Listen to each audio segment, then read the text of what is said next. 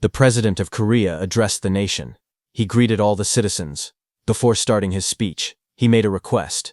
He asked everyone to make sure that the people around them were watching TV. He repeated his request. In homes, families sat together in front of their televisions, watching quietly. Some people shouted to others, telling them to turn on their TVs. The message was passed around. The president again asked everyone to turn on their televisions so that as many citizens as possible could watch the broadcast. The president continued his address. He said that he was hearing reports that the viewership ratings were rising sharply, even though not even a minute had passed since the broadcast began.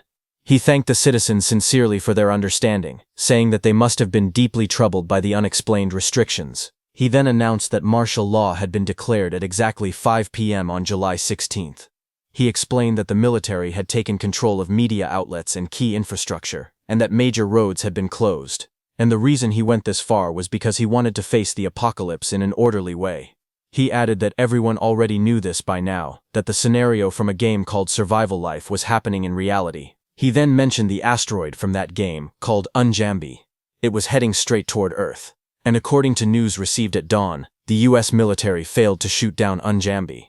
As a result, the asteroid eventually fell near Okinawa. The impact caused a massive explosion. It was later confirmed that the damage was catastrophic, and sadly, the Japanese people were currently turning into zombies. He explained that the zombie spores released from Unjambi were spreading rapidly, and that those spores would reach their country at 1 p.m. today. Addressing the nation again, he said that the zombie outbreak could not be avoided. However, according to their findings, it appeared that a small number of people, including awakened individuals, might be able to avoid zombification. So for those people, he had prepared something. Although it would not open for a year to ensure safety, time shelters had been installed at the marked locations, and everyone should head there. He then said that there was also a strategy guide for the monsters that would appear early on. He added that all of this information would be distributed again through leaflets dropped from airplanes. After that, he announced that all thermal power plants would soon be shut down. Finally, he said that he was a person with many shortcomings, but he believed he had done what needed to be done in this final moment. The president ended his speech. He said that it had been an honor to serve his fellow citizens. He bowed deeply and told everyone to survive and meet again someday. He added one last thing, thanking the anonymous informant who had given them the exact day of the disaster. The broadcast ended, and the screen went silent. Elsewhere, a man held the remote and let out a sigh.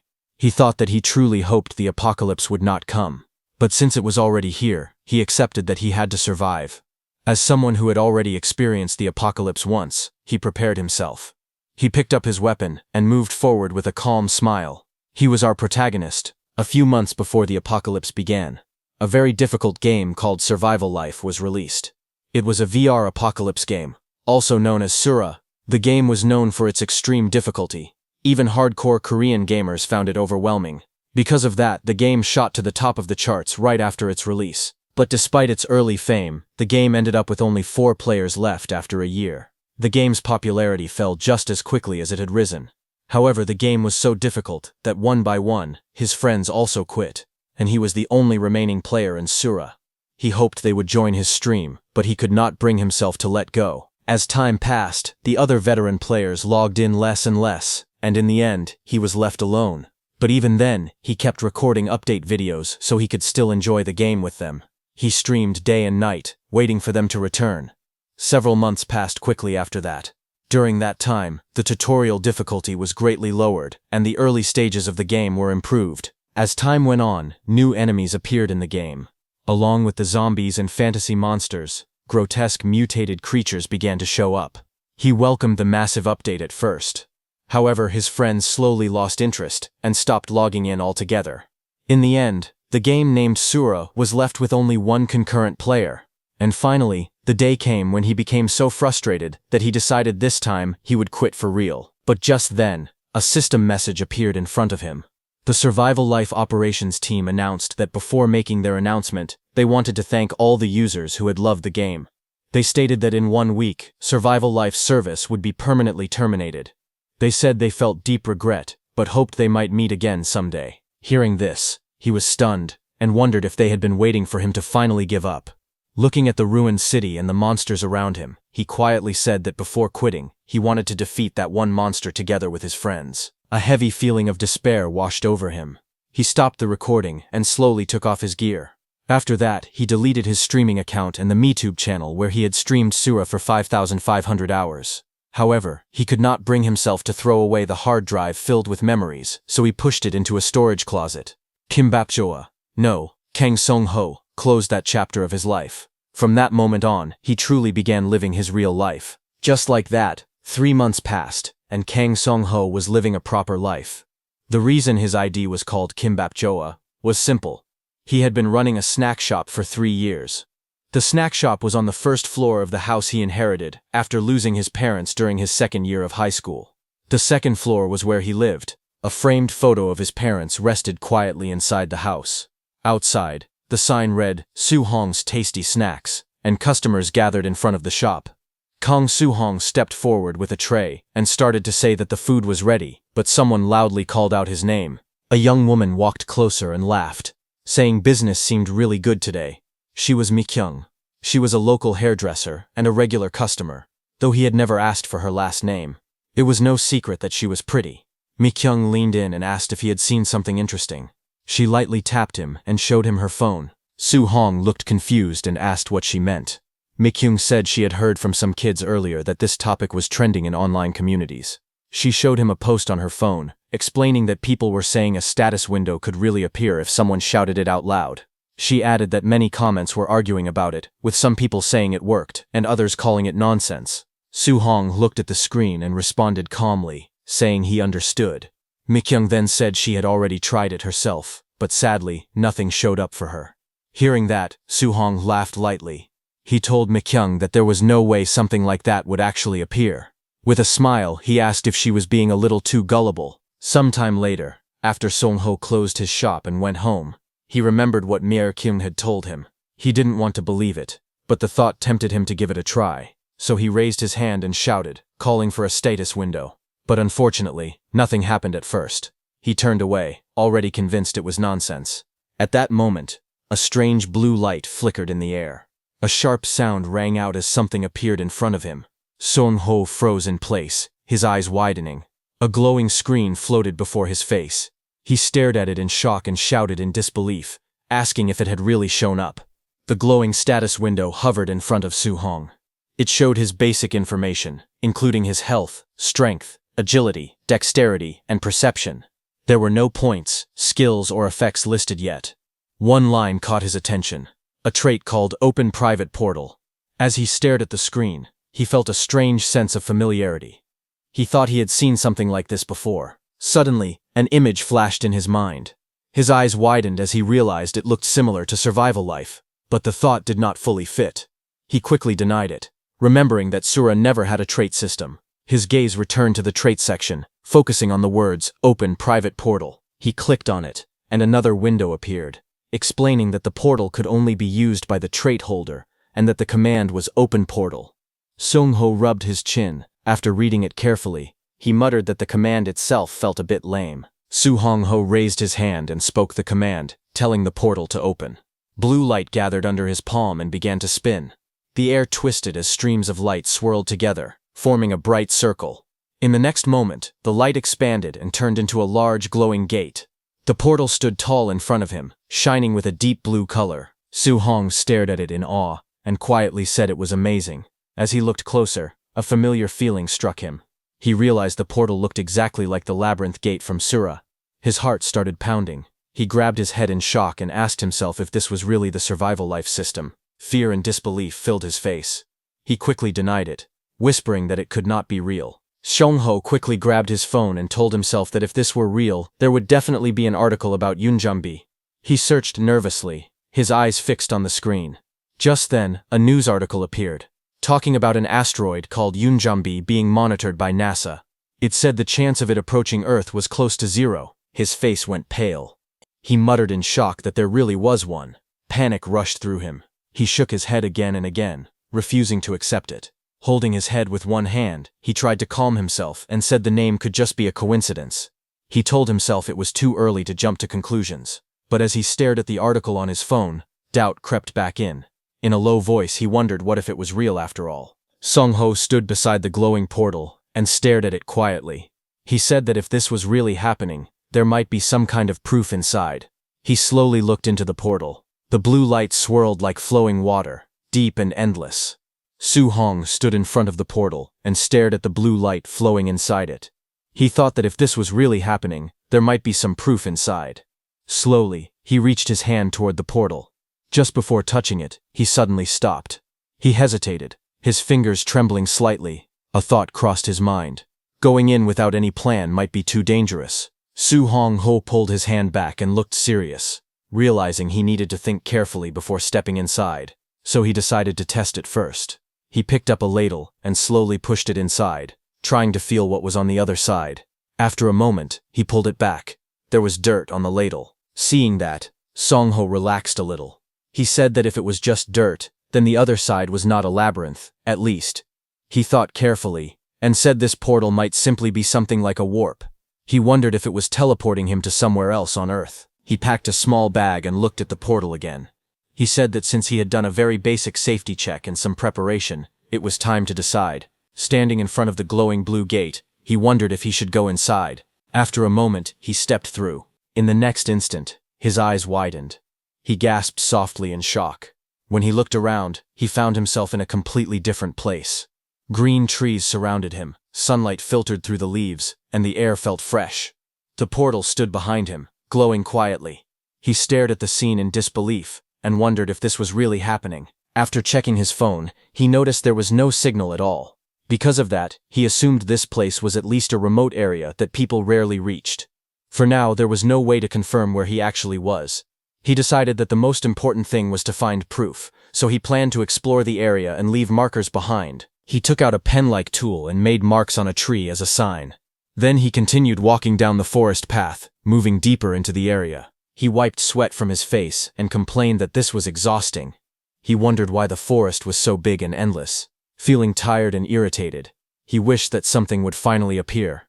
Just then, he sensed something behind him. Before he could react, a sharp red beam shot out. He screamed in shock as his body was thrown backward. When he looked up, he froze. A strange white deer stood in front of him, its antlers wide and unnatural. A blue window appeared in the air, showing the name Valley Deer. Seeing the name and the system window, his heart sank. He realized that this place might not be Earth at all, and it scared him for a moment. However, after observing it carefully, he realized it did not seem to be an aggressive animal. Calming himself, he thought that anyway, he still could not say he had found any proof of an apocalypse yet. He felt that it would be a different story if dangerous creatures like stone monkeys or wild boars had appeared. Looking at the strange deer again, he muttered that he had never seen anything called a valley deer in Sura, but from that moment, he had a bad feeling. He admitted to himself that he had sensed it already. He believed this place was closely connected to survival and danger. Still, he told himself it was not certain yet. Even so, he forced himself to ignore that thought. He knew nothing here was clear or guaranteed. He tightened his grip on his weapon and stepped forward.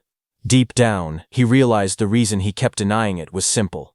He did not want to accept that a disaster might be coming to humanity. But that small hope did not last long. Soon, he found what he was looking for. A strange tree stood ahead, glowing softly in the forest. A blue system window appeared, showing the name Sun Apple. He stopped and stared at it in silence. Reaching out carefully, he picked up the shining fruit. Holding it in his hand, he swallowed nervously. With an uneasy expression, he muttered that it should be fine. He took a bite of the glowing apple. The taste was strange, but warm energy spread through his body. A blue system window appeared, saying that his stamina had been slightly restored by the sun apple. His eyes widened in shock. He felt the change clearly, and muttered in disbelief. He realized the effect was exactly the same as the sun apple juice sold in the game's cash shop. He let out a dry laugh and cursed under his breath. This was enough to confirm it. As if that was not bad enough, he noticed something else nearby: goblin droppings. Seeing that, his expression turned serious, knowing things were about to get worse. He let out a long breath, trying to calm himself. Holding his head, he told himself that it was time to stop denying it and accept the truth. His chest rose and fell as he steadied his breathing. Slowly, he lifted his head. His eyes hardened, filled with grim certainty. In a low, serious voice, he accepted the conclusion that the end was coming. After turning that strange sense of déjà vu into certainty, He immediately left the portal and started preparing. The first thing he did was take out an old hard drive he had kept and review the early gameplay footage. He remembered that he had only streamed and recorded it because he liked the game. He could not believe it was being used like this now. After searching through the drive, he finally found useful information about an alien asteroid called Yunjom B that fell near Okinawa on July 20th. In an instant, Okinawa was destroyed. People infected by zombie spores slowly turned into zombies. 5 hours later, their bodies began to decay as the Iron Death disease progressed. He looked at the time and date. After calculating it, he realized there were only 32 days left until the apocalypse. Looking at it again, he thought about survival life. He remembered how the game was full of unfriendly and annoying mechanics, and the worst part of all was the Iron Death disease. It was a strange phenomenon that caused all metal to slowly crumble and break apart. Guns, cars, buildings, and machines all became useless. 5 hours after zombie spores spread through an area, the Iron Death disease followed like an aftershock. It swept through cities and towns, destroying everything made of metal. In an instant, human civilization was pushed back to the Stone Age. Later on, the Iron Death disease would slowly fade away. But that depended on the region. The real problem was the time it took. It took anywhere from 6 months to a full year for the disease to fully subside. However, that terrifying Iron Death disease no longer mattered to him. The trait he had obtained was Private Portal. It was only a guess, but he believed the Iron Death disease would not be able to pass through the portal. After finishing his initial analysis, he used all the money he had saved.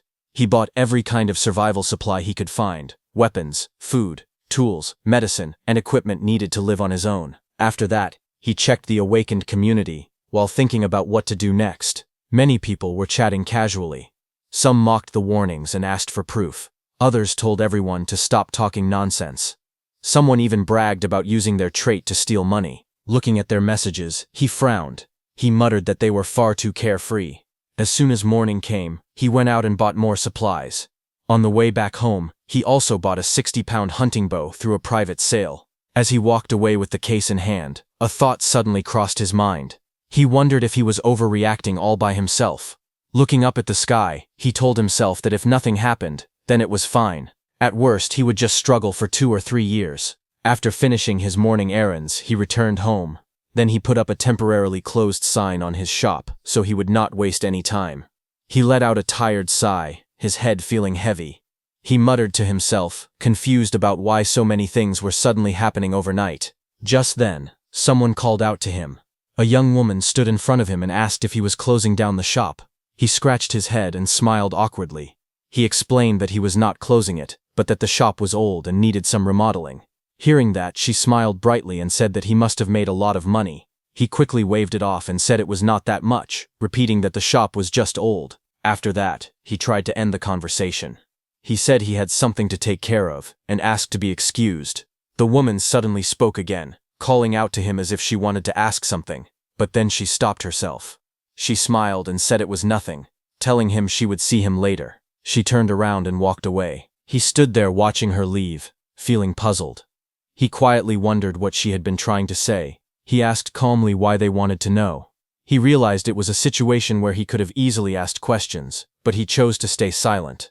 From now on, there were things he needed to do seriously. Standing in his room, he reached out his hand and opened the portal.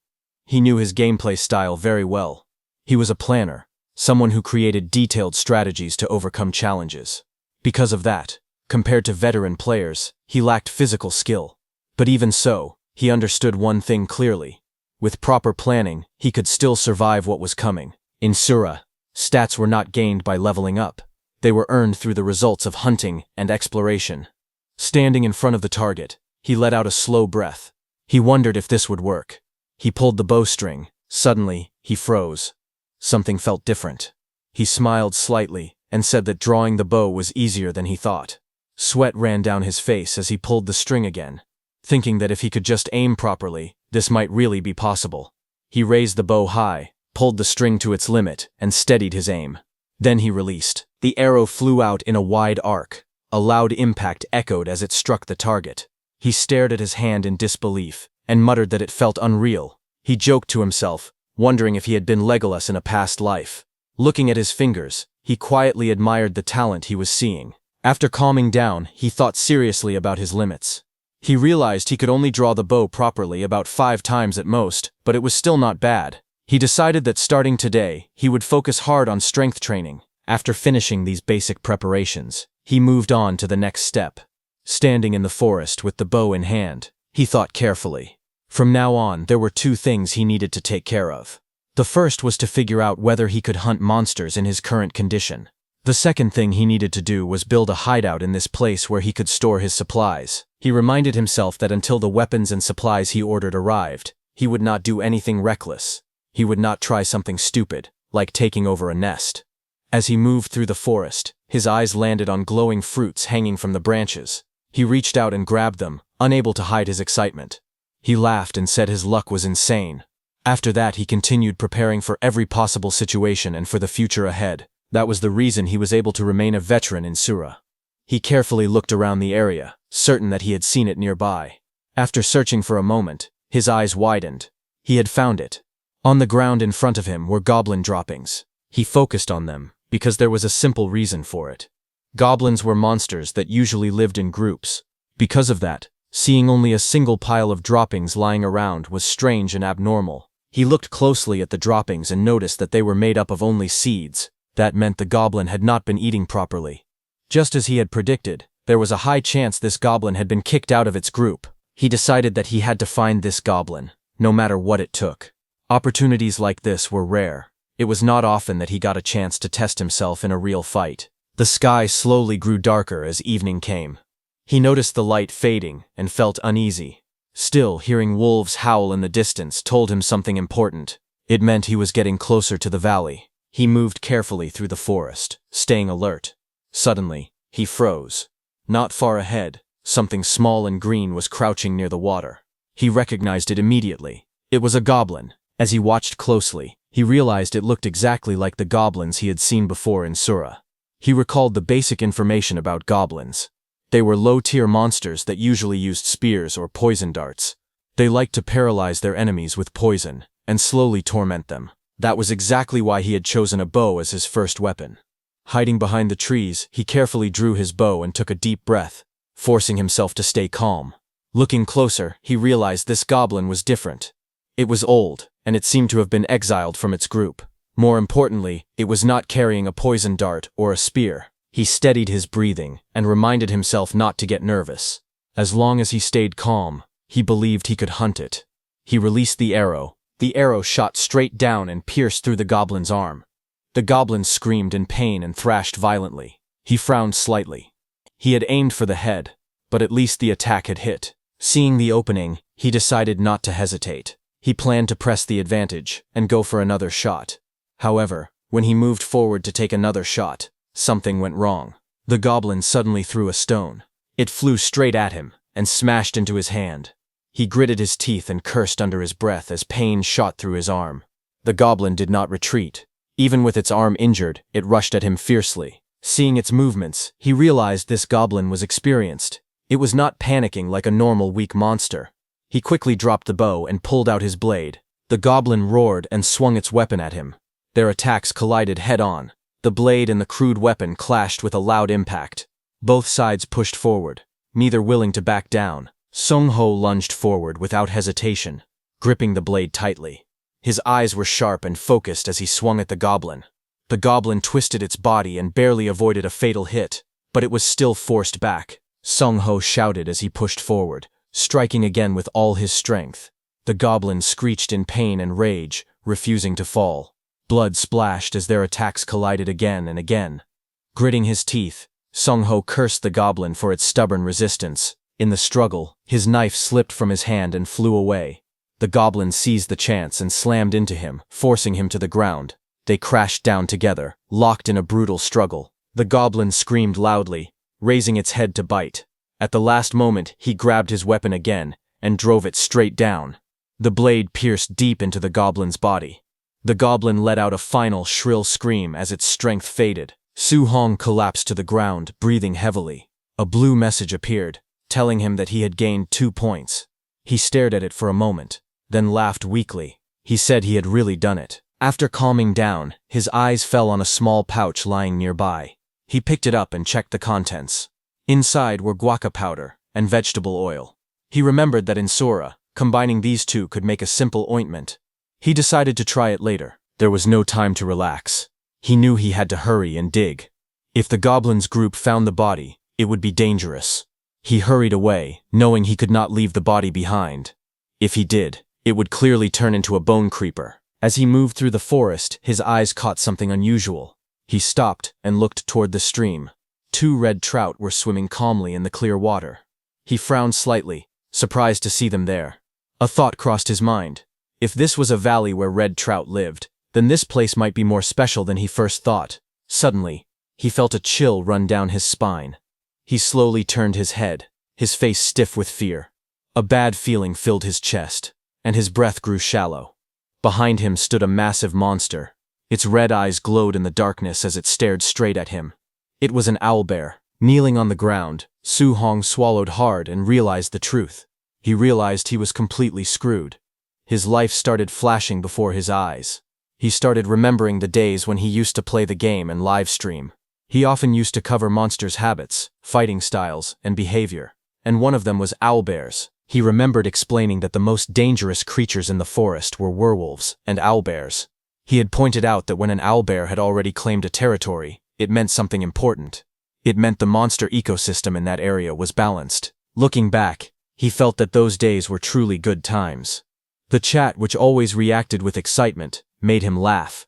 Those familiar comments filled the chat, making the stream feel lively and warm. But suddenly, his thoughts broke apart. He wondered why he was thinking about those happy memories now.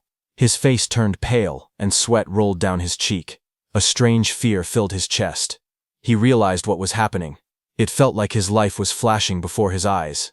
In front of him, the owlbear stood tall. Its red eyes glowed as it slowly raised its sharp claws. Su Hong shook his head and rejected the thought.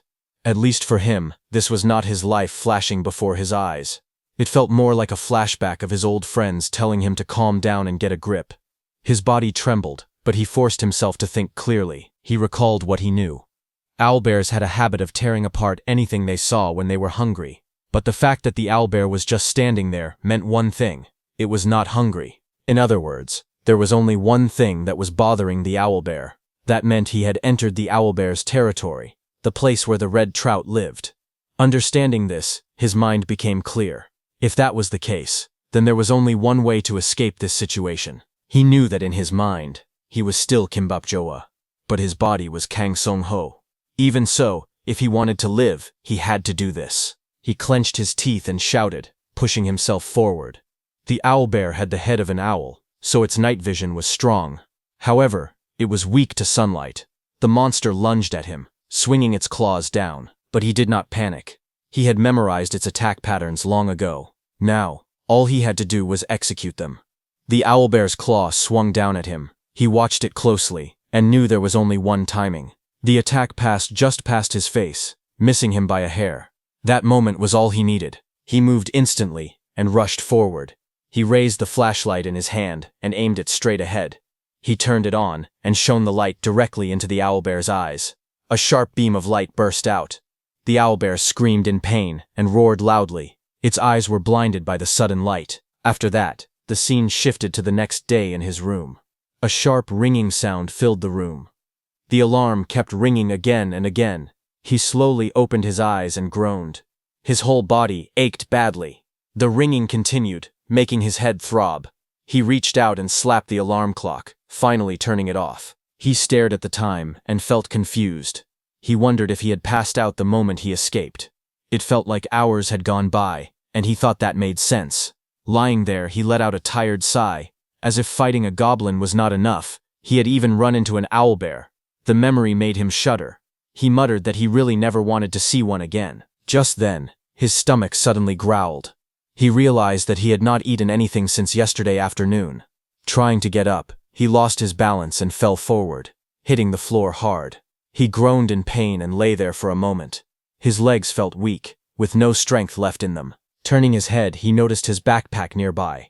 He reached out and opened it, then pulled out a yellow apple. Without hesitation, he took a bite. Warm energy spread through his body as he chewed. A soft glow wrapped around him, and his strength slowly returned. He lay back on the bed, breathing out in relief. Feeling the warmth fill him, He thought that he finally felt a bit more alive. After recovering his strength, he smiled to himself and thought that it was time to properly fill his stomach. So he went outside to a restaurant. As he was about to eat, he noticed someone familiar sitting across from him. Seeing her there made him confused. He wondered why Mi-kyung was here. She smiled brightly and explained that she had come to eat. She added that this place was one of her favorite restaurants. Kang Song-ho tried to explain that he meant something else and asked why she was sitting with him. Before he could finish, Mi-kyung cheerfully said that it was nice to have someone to eat with. Hearing that, he could only sit there quietly, unsure how to react. While eating, Mi-kyung casually asked Song-ho if he had ever tried the thing she mentioned before. Song-ho paused and asked if she meant the status window. Her eyes lit up right away, and she excitedly asked if he had tried it. At that moment, Song-ho finally understood why she had stopped herself from talking back then. Mi-kyung leaned forward and said with confidence that she really thought it was real. She even showed him an article on her phone about a strange incident at a convenience store. As Soo-hong listened, he quietly thought that he could not tell whether she was just naive or simply too pure. With a helpless smile, he pointed out that what she wanted to ask was already very obvious. He then answered honestly, saying that he did try it, but unfortunately nothing appeared for him. Although he knew it was a lie, he felt that lying in this situation was completely justified. His trait was not combat-oriented at all. It was a skill meant for solo play, not for working in a team. In a world where his safety was not even guaranteed, revealing his abilities would be extremely dangerous. With a calm expression, he tapped the table lightly as these thoughts passed through his mind. In his eyes, showing his hand was no different from openly telling others to come and kill him in the apocalypse. He noticed that even after everything, Mi-kyung was still asking about awakening. That meant she was one of the awakened. Suddenly Mi-kyung apologized to Kang Song-ho. Looking confused, Kang Song-ho asked what she was apologizing for. She hesitated, then admitted that there was something she had lied about. As he watched her, he quietly thought that Mi-kyung really seemed like a good person. Kang Song-ho looked at her seriously and told her that it was okay. He said she did not have to tell him right now. They still had time. She could tell him later, when she felt brave enough. With those words, he headed back home. When he arrived, packages were being delivered in front of his house. The things he had ordered were finally starting to arrive, one by one. After that, he moved the items he would need later up to the rooftop. The things he needed right away were taken to the second floor. While he was at it, he began preparing seriously. He carefully cut open the boxes and selected the items he would use for today's operation. After laying everything out, his goal for the day became clear. His mission today was to find a place that could be used as a hideout. He gripped the pipe tightly in his hands. No matter what happened, he knew he had to secure a hideout. With his backpack on and tools ready, he moved forward without hesitation. Finding a place to hide was not difficult for him. Earlier, while searching for the old goblin, he had already noticed a strange and suspicious spot. That place now became his target. He looked at the hidden cave covered by plants and vines. To him, it looked absolutely perfect for a hideout. However, he knew the most important thing was to find out what kind of monster lived there. He raised the portable telescope and carefully checked the ground inside. Soon, his eyes caught something. He saw footprints clearly pressed into the dirt. They looked familiar. He realized they were kobold footprints. At that moment, he felt a wave of relief. This was pure luck. He lowered the telescope and smiled sincerely. Even though his plan would work on most low-tier monsters, it was still better to confirm everything. He plucked a small leaf and let it fall to check the wind. After watching its movement, he nodded to himself. The kobolds that lived there were nocturnal, so they would be asleep at this time. For them, what he was about to do would be absolute poison. To carry out his plan, he quickly began gathering firewood. It was tougher than he expected, but he did not stop. After collecting enough, he placed the firewood near the cave entrance. Looking at the pile, he felt it should be enough. Then, without hesitation, he poured gasoline over the firewood. He crouched down and thought that now all he had to do was set it on fire. At that moment, a voice suddenly rang out. Kobolds rushed out from the cave. They had already woken up. When they saw Soo-hong, the kobolds looked shocked to see him standing there. Before they could react properly, he moved. He grabbed the fire axe and charged forward without hesitation. The axe swung through the air in a wide arc and killed the kobolds swiftly. As he looked at the fallen creatures, a thought crossed his mind. Was drowsiness actually a status effect? It seemed like the kobolds had been sluggish from sleep, allowing him to land perfect blows. He was surprised that even now, a one-turn kill was possible. Just then, a blue system window appeared in front of him, telling him that his level had risen to 1 and that he had acquired a total of 4 points. He took a quick breath and glanced at the message. There was no time to celebrate. He decided to think about the details later. For now, he needed to act fast before more kobolds woke up. He pulled out his lighter and dropped it onto the gasoline-soaked firewood. Flames burst to life, spreading quickly. Inside the cave, the fire crackled, and smoke began to rise. In the game Sura, all low-tier monsters had one thing in common. They were extremely weak against sudden changes. Although burning them alive would have been more effective, as the new owner of this place, that would make cleaning up later very troublesome. Because of that, he chose a different method. He decided to weaken them first. The smoke made their eyes sting and their heads dizzy, making it easier for him to kill the monsters.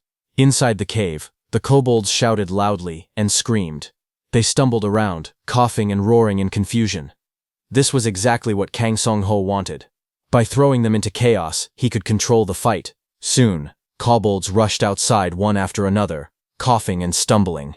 This was exactly what Kang Song-ho had been waiting for. When they came out, his plan was to finish them all at once. He watched carefully and frowned slightly. He had expected at least 5 to appear, since a kobold pack usually had 7, but fewer came out than he thought. As he counted quickly, he realized how many were left. Only 3 remained. Without hesitation, he moved. One kobold was struck down instantly, green blood splashing across the ground. The remaining kobolds roared angrily and charged at him through the smoke. Their eyes were wild, their movements clumsy, but their killing intent was clear. Kang Song-ho raised the axe high and brought it down with full force. The blade cut through the air and slammed into a kobold, green blood splashing out. Before he could pull the axe back, another kobold rushed at him from the side, screaming loudly. He dropped low and rolled forward, narrowly avoiding its claws. The kobolds surrounded him, attacking together. In one swift motion, he reached into his pocket and pulled out a spray can. He aimed it straight at the charging kobold's face and pressed down hard. A powerful jet burst out and hit the kobold directly in the eyes. The creature screamed in pain and staggered back, blinded and confused.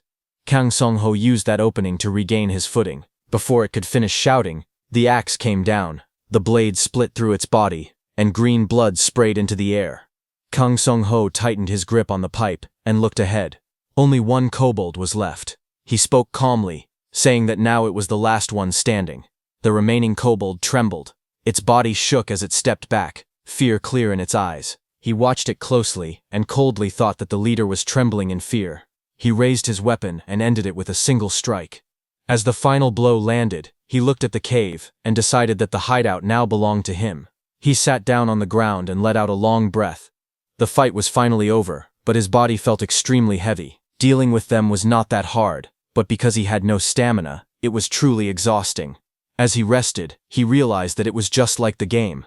The exhaustion debuff was clearly active. A blue status window appeared in front of him. It showed that he was now level 1, but his health, strength, agility, dexterity, and perception were all lowered. The listed effect was exhaustion.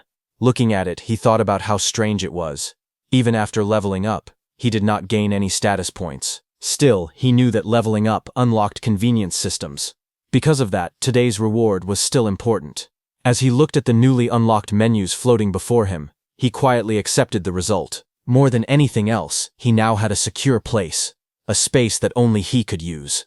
Looking up, he smiled faintly, satisfied with the result. After that, he stood up and turned toward the cave to look at his new hideout. However, the inside was messy, filled with broken wood and scattered debris. He let out a tired breath and stood there for a moment. Then he accepted reality. Before resting, he would have to clean the nest first. After obtaining a hideout, Kang Song-ho immediately started cleaning it. The place was deep underground, about 15 meters down. For a hermitage, it was on the small side. Maybe because it was right after a big fight, the condition inside was especially bad. While cleaning, he felt disgusted and complained that it was filthy. Even so, he kept working. It was the hardest work he had ever done. As he cleaned up the mess left behind, he got angry and cursed the kobolds for not cleaning after themselves. Still, now that he had a safe space in the other world, things were different. He opened the dimensional gate and began using its abilities freely. By moving items through the gate, the cleaning became a little easier. However, He was so tired that he felt like he might pass out at any moment. Even while working, he sighed to himself and thought about how hard his life had become. Still, he continued cleaning without stopping. While traveling between dimensions, he discovered something surprising. He learned that he could fix the coordinates of both the other world and reality. Because of that, objects could interact with each other even when they were between both worlds. When he tried it, water actually flowed through the dimensional gate. Seeing this, he was shocked and excited that it really worked. After finishing the cleaning, he stood there and looked around. The hideout looked much better than before. Although he needed to remove the bloodstains everywhere and pour concrete on the ground so he could store things properly. However, Kang Song-ho knew the mortar work would take a few days. After that, he still had to install the sandwich panels as well. While thinking about it, he suddenly paused in confusion. That was when he noticed the stones embedded in the cave walls. They were luminous stones and ignition stones. One gave off light, while the other could create fire. Seeing them, he was amazed. These were essential items for beginners in Seora. Holding the stones in his hands, he realized this place was a complete gold mine. With a smile on his face, he decided that once the construction preparations were finished, he would start mining right away. The next day arrived. Outside the snack bar, he let out a long groan. Inside, he bent forward, breathing heavily. Yesterday, he had pushed himself too hard. Because of that, his whole body ached, and there was not a single place that did not hurt.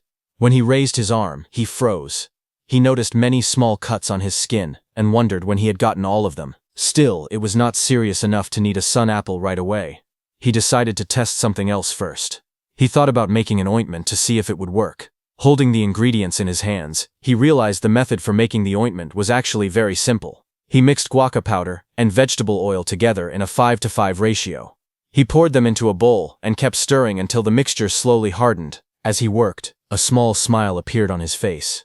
The result was a fairly useful ointment that could slightly heal wounds. For someone who worked in a kitchen before, making this was easy. He tested it by spreading the ointment on his arm. After a moment, he could clearly feel the healing effect. It was working. However, as Kang Song-ho looked at it closely, he frowned. Using something like this every time felt a bit troublesome. To raise his stats, he knew he had to keep doing what he was doing now.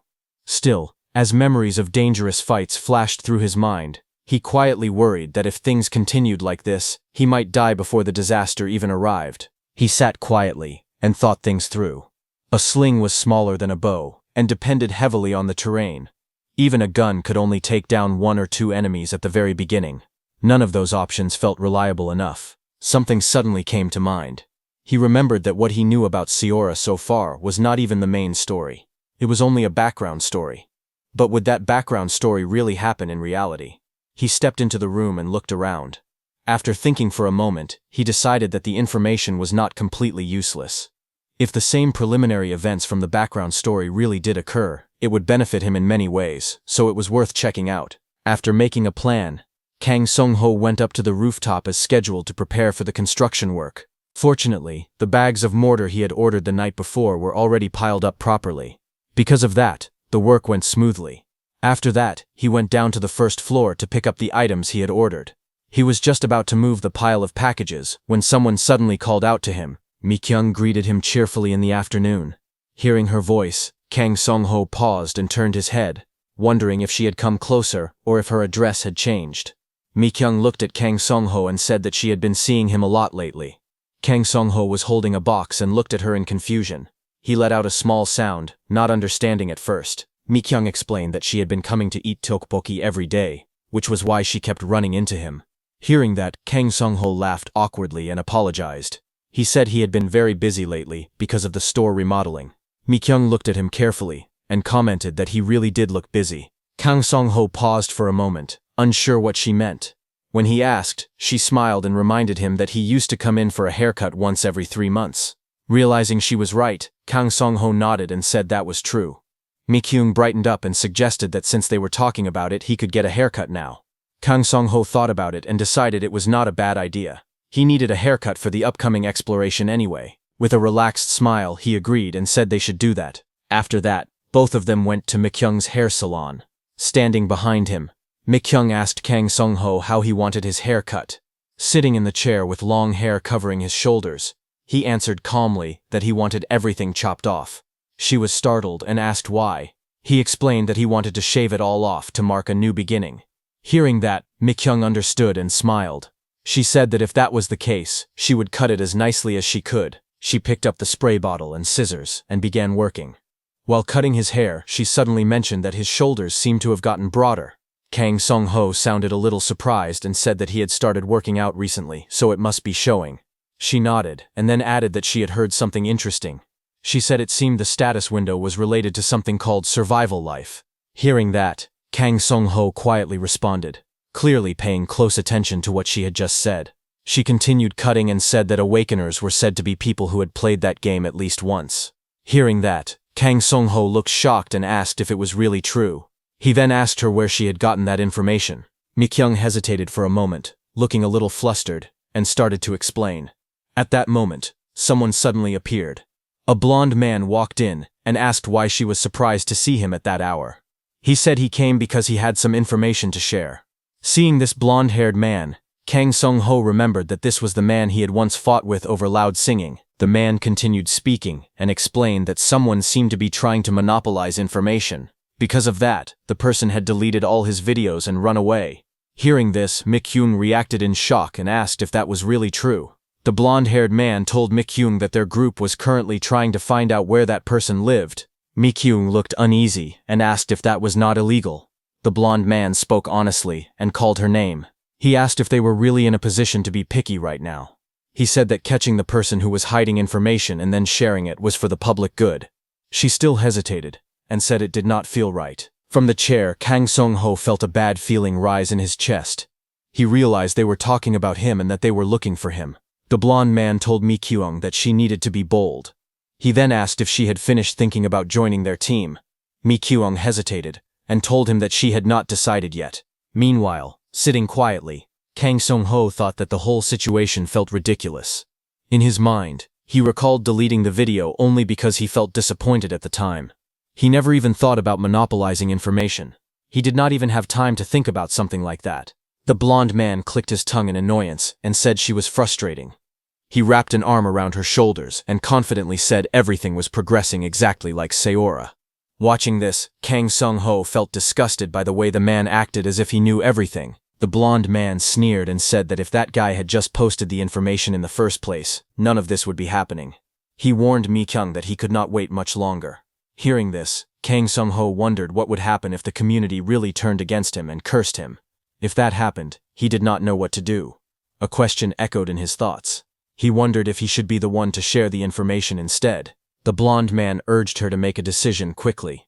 At that moment, Kang Sung-ho finally stepped forward. He calmly said that he did not know what they were talking about, and asked if they could discuss it later. The blonde man's eyes widened in shock. He turned sharply and started to speak, asking who that person thought he was talking to. Kang Sung-ho stepped closer, his eyes cold. He warned the blonde man to leave while he was still being polite. He added that this was a chance to walk away before things turned ugly again. The blonde man froze. Sweat formed on his face as fear crept into his eyes. He let out a nervous sound and realized that today was not his day. He muttered that he would leave and turned toward the door. As he walked out, he forced a stiff goodbye. Once he was gone, Mi-kyung finally relaxed and let out a long breath. Her shoulders dropped as the tension faded. After a moment, Kang Sung-ho spoke again. He gently called her name and suggested that they exchange phone numbers, just in case. He smiled lightly and told her that the blonde man was a bad person. After that, he came back home. He put the construction work aside for a while and turned on his computer. Under the excuse of information monopoly, the online community had exploded. The real-time boards were filled with angry messages. People were shocked that all the videos had been deleted and cursed the person who posted them. Some threatened to kill him if they found out where he lived. Others asked hackers to expose him and even offered rewards. The screen was flooded with insults and abuse aimed at him. The person who had shared the important early information was now receiving nothing but hate. He scrolled further and saw one of his old posts. It was a guide titled Early Game Honey Tips. The post explained zombie behavior, weak points, and safe floors in buildings. Even under that post, people were still attacking him. They mocked him, doubted him, and demanded proof of his playtime. Finally, he noticed an ID that seemed to belong to the same group of people. He clicked on it and saw the name displayed on the screen. He frowned and muttered that the person was crazy. wondering why someone would even verify their real name just to make a nickname. The posts became even worse. They were no longer just cursing him. Some comments talked about finding him, while others mentioned doing something to Jung Mi-kyung. Reading that, his expression darkened. He called them filthy in his mind. Unable to stand it anymore, he turned off the computer. A deep sense of disgust toward people settled in his chest. Still, he knew it was not because he was broken mentally. He was simply tired of people like them. But then something changed. As he sat there, his hand rested on the chair, and he suddenly felt strange. It was as if his mind was becoming clear. He wondered why his head felt lighter and calmer than before. At that moment, a thought surfaced in his mind. He reached out and opened the dimensional gate. For the next 2 days, he fully focused on working on the hideout. He mined luminous stones and ignition stones with a pickaxe. After that, he mixed mortar with water and poured it onto the ground. He spread it carefully and smoothed it out evenly with a tool, making sure there were no rough spots left. Once the work was done, he stepped outside. He came out to wait for the mortar to dry, letting the quiet air surround him as he took a short break. As he looked at the moon blooming in the dark sky, a thought came to him. His hand slowly clenched into a fist. He thought that when faced with injustice, it was fine to answer it with injustice. He knew he was not a hero. He was just an ordinary person, so he did not need any grand sense of mission. In the end, he understood one simple thing. He only needed to survive. When he made that decision and turned around to go back, something happened. A sharp cracking sound came from behind him. He slowly looked back, his eyes narrowing. At that moment, the bone creeper appeared. The skeleton stepped out of the dark, its red eyes glowing as its bones made loud cracking sounds while it moved closer. Seeing it, he cursed under his breath. A sudden blast of force swept through the area. Kang Sung-ho was thrown back and crashed onto the ground. His body rolled across the dirt as dust and small stones scattered. He coughed hard and tried to push himself up, his face full of pain and shock. He shouted in confusion, not understanding what had just happened. The wind slowly faded. He knelt on the ground, holding his head as his ears rang. When the dust settled, broken bones lay on the ground in front of him. Kang Sung-ho looked down at his shaking hand and felt confused. He could not understand how he was still alive. When he remembered what had happened, he saw the bone creeper in his mind. By the time he noticed it, the creature was already about to explode. He had no time to think. He had turned and run with everything he had. A huge blast went off behind him. The shockwave threw him into the air and sent him flying far away. He crashed hard onto the ground, barely surviving. Now, sitting there in pain, he understood the truth. Kang Sung-ho raised his hand and opened the status window. It showed that his health was very low, and all his stats had dropped. But there were no torn muscles or broken organs. When he saw that his level and points had gone up, he understood what it meant. The system had counted the bone creeper as defeated. His head started to hurt badly. He grabbed it, feeling dizzy and confused. He quickly opened the dimensional gate and went back to his house. After coming back, he started treating his wounds right away. He placed his medical supplies on the table and sat down in front of them. One by one, he carefully pulled the sharp bone pieces out of his skin. His teeth clenched as pain spread through his body. After that, he rubbed healing ointment over the wounds to stop the bleeding. It burned badly, and he let out a painful breath. When the bleeding slowed, he wrapped his arm and body with a bandage and checked his condition. His vision became blurry, and his strength slowly faded. In the end, Kang Sung-ho collapsed onto the couch and fell asleep from exhaustion. The next day, morning light filled the room as Kang Sung-ho lay on the couch, still wrapped in bandages. He slowly opened his eyes and felt weak all over. For a moment, he thought he was really going to die like this. Sitting up, he realized he should have checked whether the ointment worked before falling asleep, so he quickly opened his status window. His status window showed that his health had gone up, and his body was stable. Seeing that, he finally felt relieved. Kang Sung-ho let out a slow breath, knowing the medicine had worked. Then he started to think about what had happened last night. He wondered where the bone creeper had come from. However, he knew that the forest was huge, so it was not strange for dangerous things to suddenly appear. After this accident, Kang Sung-ho realized that his perception stat was too low, so he needed to raise it to notice danger faster. He remembered how the game Serora worked. There were two main ways to become stronger. The first way was to gain experience and earn stat points by fighting and leveling up. The second way was to get special items that had stats on them. But he also knew that Serora was a very harsh game, Getting good items was very hard because everything was random. In his mind, he recalled how players fought monsters again and again, hoping to finally get something useful. He also remembered that strong monsters could have special skills, and if the right conditions were met, those skills could be obtained. Although he needed items with stats, he did not know where to get them right now. To find the answer, Kang Song-ho decided to check the game's background story that he remembered. He turned on his device and opened the game menu. The background story explained what happened before the silver rain fell. He remembered that if someone was lucky, it was possible to get special items before the apocalypse even began. But this would only happen if those early strange events occurred in the real world. During those events, strong monsters would start to appear. After carefully reading the background story for a long time, he learned that there were 3 early events before the real disaster. The last one was about a Russian ship. Before that there was something called the Hobgoblin, but there was no clear information about it. Then he saw a report on the screen. It said that on June 26th at 5 p.m., an orc's body was found near Jungsan-ri campground on Jirisan Mountain. The news was quickly deleted by the government, so almost no one knew about it. Kang Song-ho understood that the Jirisan orc incident was the very first event. He checked the time again, and realized that if the orc was found on the afternoon of the 26th, it must have been alive earlier that day. So he decided that he had to leave on the night of the 25th to reach the place by morning. As he was about to prepare things for this, his phone suddenly started to ring. It was Mi-kyung. Kang Song-ho looked at the screen and wondered why she was calling him at this hour. The scene then shifted to a cafe called Starbin, where Mi-kyung was already sitting, waiting for him. When she saw him, she looked worried and asked if he was okay. She said his face looked strange and that he was wearing long sleeves even though the weather was hot. Kang Song-ho gave a small laugh and said that he just did not feel the heat much. Mi-kyung kept watching him closely. She wondered if something had happened before. She asked if it was because his haircut appointment had been delayed because of Oh In-huk last time. Kang Song-ho quickly said that was not the reason. Hearing that, Mi-kyung felt relieved.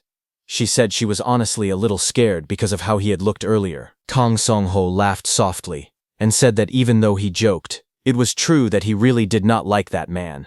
He explained that the man had once caused trouble with an illegally modified tow truck.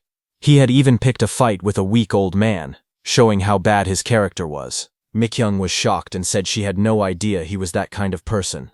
Kang Song-ho told her it made sense that she did not know, because that man always caused problems late at night or early in the morning. Then Kang Song-ho asked her why she had called him to meet today. Mi-kyung hesitated and nervously said she wanted to talk to him about something. She leaned closer and whispered to him that she was an awakener. Hearing that, Kang Song-ho was stunned and wondered why she was telling him something like that. Kang Song-ho decided to just go along with what Mi-kyung said for now. He smiled and joked that he was jealous because he had not awakened yet. Mi-kyung quickly apologized and said she felt bad for lying to him. Kang Song-ho told her it was fine and that he did not misunderstand her. He said he knew she was not that kind of person. Then he thanked her for always sharing information and talking to him. He leaned forward and said that because of her, he felt a little better. He also admitted that he had been stressed because of the house remodeling, but he was glad he had come to meet her. Before leaving, he told her that he would see her again in survival life. He said he was thinking about studying the game more seriously now. After that, he came back home. Sitting on his bed, he thought to himself that he really needed to meet more good people. Feeling much better, he sat there and looked at his phone, wondering what to do next. He rented a high-tech drone to scout the forest. He also rented a car to use for the remaining time. After that, he decided to sleep so his body could recover and reach its best condition. The next day, as soon as the sun rose, Kang Song-ho started preparing materials for the orc hunt. Inside the cave, he sat at a work table and began crushing the ignition stones. It was dangerous work, so he had to be very careful while doing it. He knew that if he struck it the wrong way, a flame could burst out. As he hit it, sparks flew, and a small fire suddenly appeared. He was surprised, but he kept working. Next he picked up the luminous stones. They glowed brightly in his hand, and the light kept flashing, making his eyes hurt. Even though it was uncomfortable, he endured it because the results were good. After finishing the basic preparation for the orc hunt, several jars and materials were placed on the table. There were different colored powders and bottles arranged neatly. He began pouring different liquids and powders into containers, mixing them together. Then he added another liquid that made everything become solid. The materials slowly came together, forming what he needed for the hunt. After that, a desk was set up where the dimensional gate's coordinates had been fixed. Then he stepped back into the real world. He prepared all the supplies and placed them inside the car. Standing there, he raised his hand and looked around in surprise. He softly reacted as he took a look at all the supplies. He smiled and felt satisfied. He was glad he had rented a good car. He felt that everything he needed was already prepared. Kang Song-ho sat in the driver's seat and smiled. Now it was time to get going. He headed toward Jurisan, the place where the orc would appear. Before midnight, the car arrived at the Yungsan-ri camping ground parking lot. Rain poured down heavily, soaking the area. With the remaining time, he did some image training while sitting inside the car. On his phone screen, he watched how he was facing an orc in the game. After that, he checked his equipment. He reached into the car and made sure everything was in place. Exactly as the next day began, and the clock showed the early morning hour, he stepped out into the rain, now wearing a hooded raincoat. He had a flashlight on his head. He began searching seriously. The rain grew heavier, drumming loudly around him. He muttered in annoyance, and noticed that the weather was getting worse as he continued forward. On top of everything else, mist spread through the area, blocking his view. He could not see clearly in front of him. As he walked through the wet ground, he wondered where the orc would appear. He was sure he had already checked the entire camping ground. He remembered the scene of people gathered around a fallen creature. Just as expected, strange signs were appearing in reality. He raised his hand slightly, feeling uneasy, as if something was about to happen. Before he could finish his thought, a sudden sound rang out. A sharp warning echoed through the rain. He suddenly stopped. Hearing the sound, his eyes widened in shock. Through the heavy rain and mist, a huge shadow slowly appeared. Red light glowed from its eyes as it stepped forward. He immediately recognized that it was an orc, not just an ordinary one, but a red orc, a rare subspecies. Seeing it clearly, his heart raced. He realized that defeating it might guarantee a skill drop. He took a deep breath and told himself to stay calm. His hands tightened around the red flare stick. Flames burst out from it, lighting up the rain. He stepped forward with a steady gaze, thinking that as long as he followed the plan, he could catch it. The red orc walked closer through the mist, weapon in hand. The confrontation had begun. His strategy for dealing with the orc was as follows. First, he used the orc's aggression to draw its attention. With a sharp motion, he threw the flare forward. The red light spun through the air and landed on the ground ahead. The orc noticed it immediately. Attracted by the bright signal, it turned its body toward the flare. Rain poured down as the orc stepped closer, gripping its weapon tightly. Its eyes glowed red with anger. The moment the orc attacked it, for a brief moment, the orc's movement stopped. Its attention was fully focused on the flare glowing on the ground. That was the opening he was waiting for. Song-ho rushed forward, stretched out his hand, and shouted to open his portal. Then he slipped between the orc's legs. At the same time, a blue portal opened on the ground in front of him, glowing brightly in the rain. While sliding, he entered the portal. But before entering the portal, he reached into his clothes and took out a flash can that was already burning. Before the orc could react, the orc's face brightened with a flash as Song-ho activated the flash can and threw it toward the orc. A blinding blue light exploded in front of the orc's face. The light flooded the area, cutting through the rain and mist. The orc let out a loud roar as it was hit by the flash, covering its eyes as pain spread through its head. It screamed as its vision was stolen by the flash. Su-hong knew that until the orc's vision returned, he had about 20 seconds. He took out a knife and lit up another flash can. From that moment on, it became a battle against time.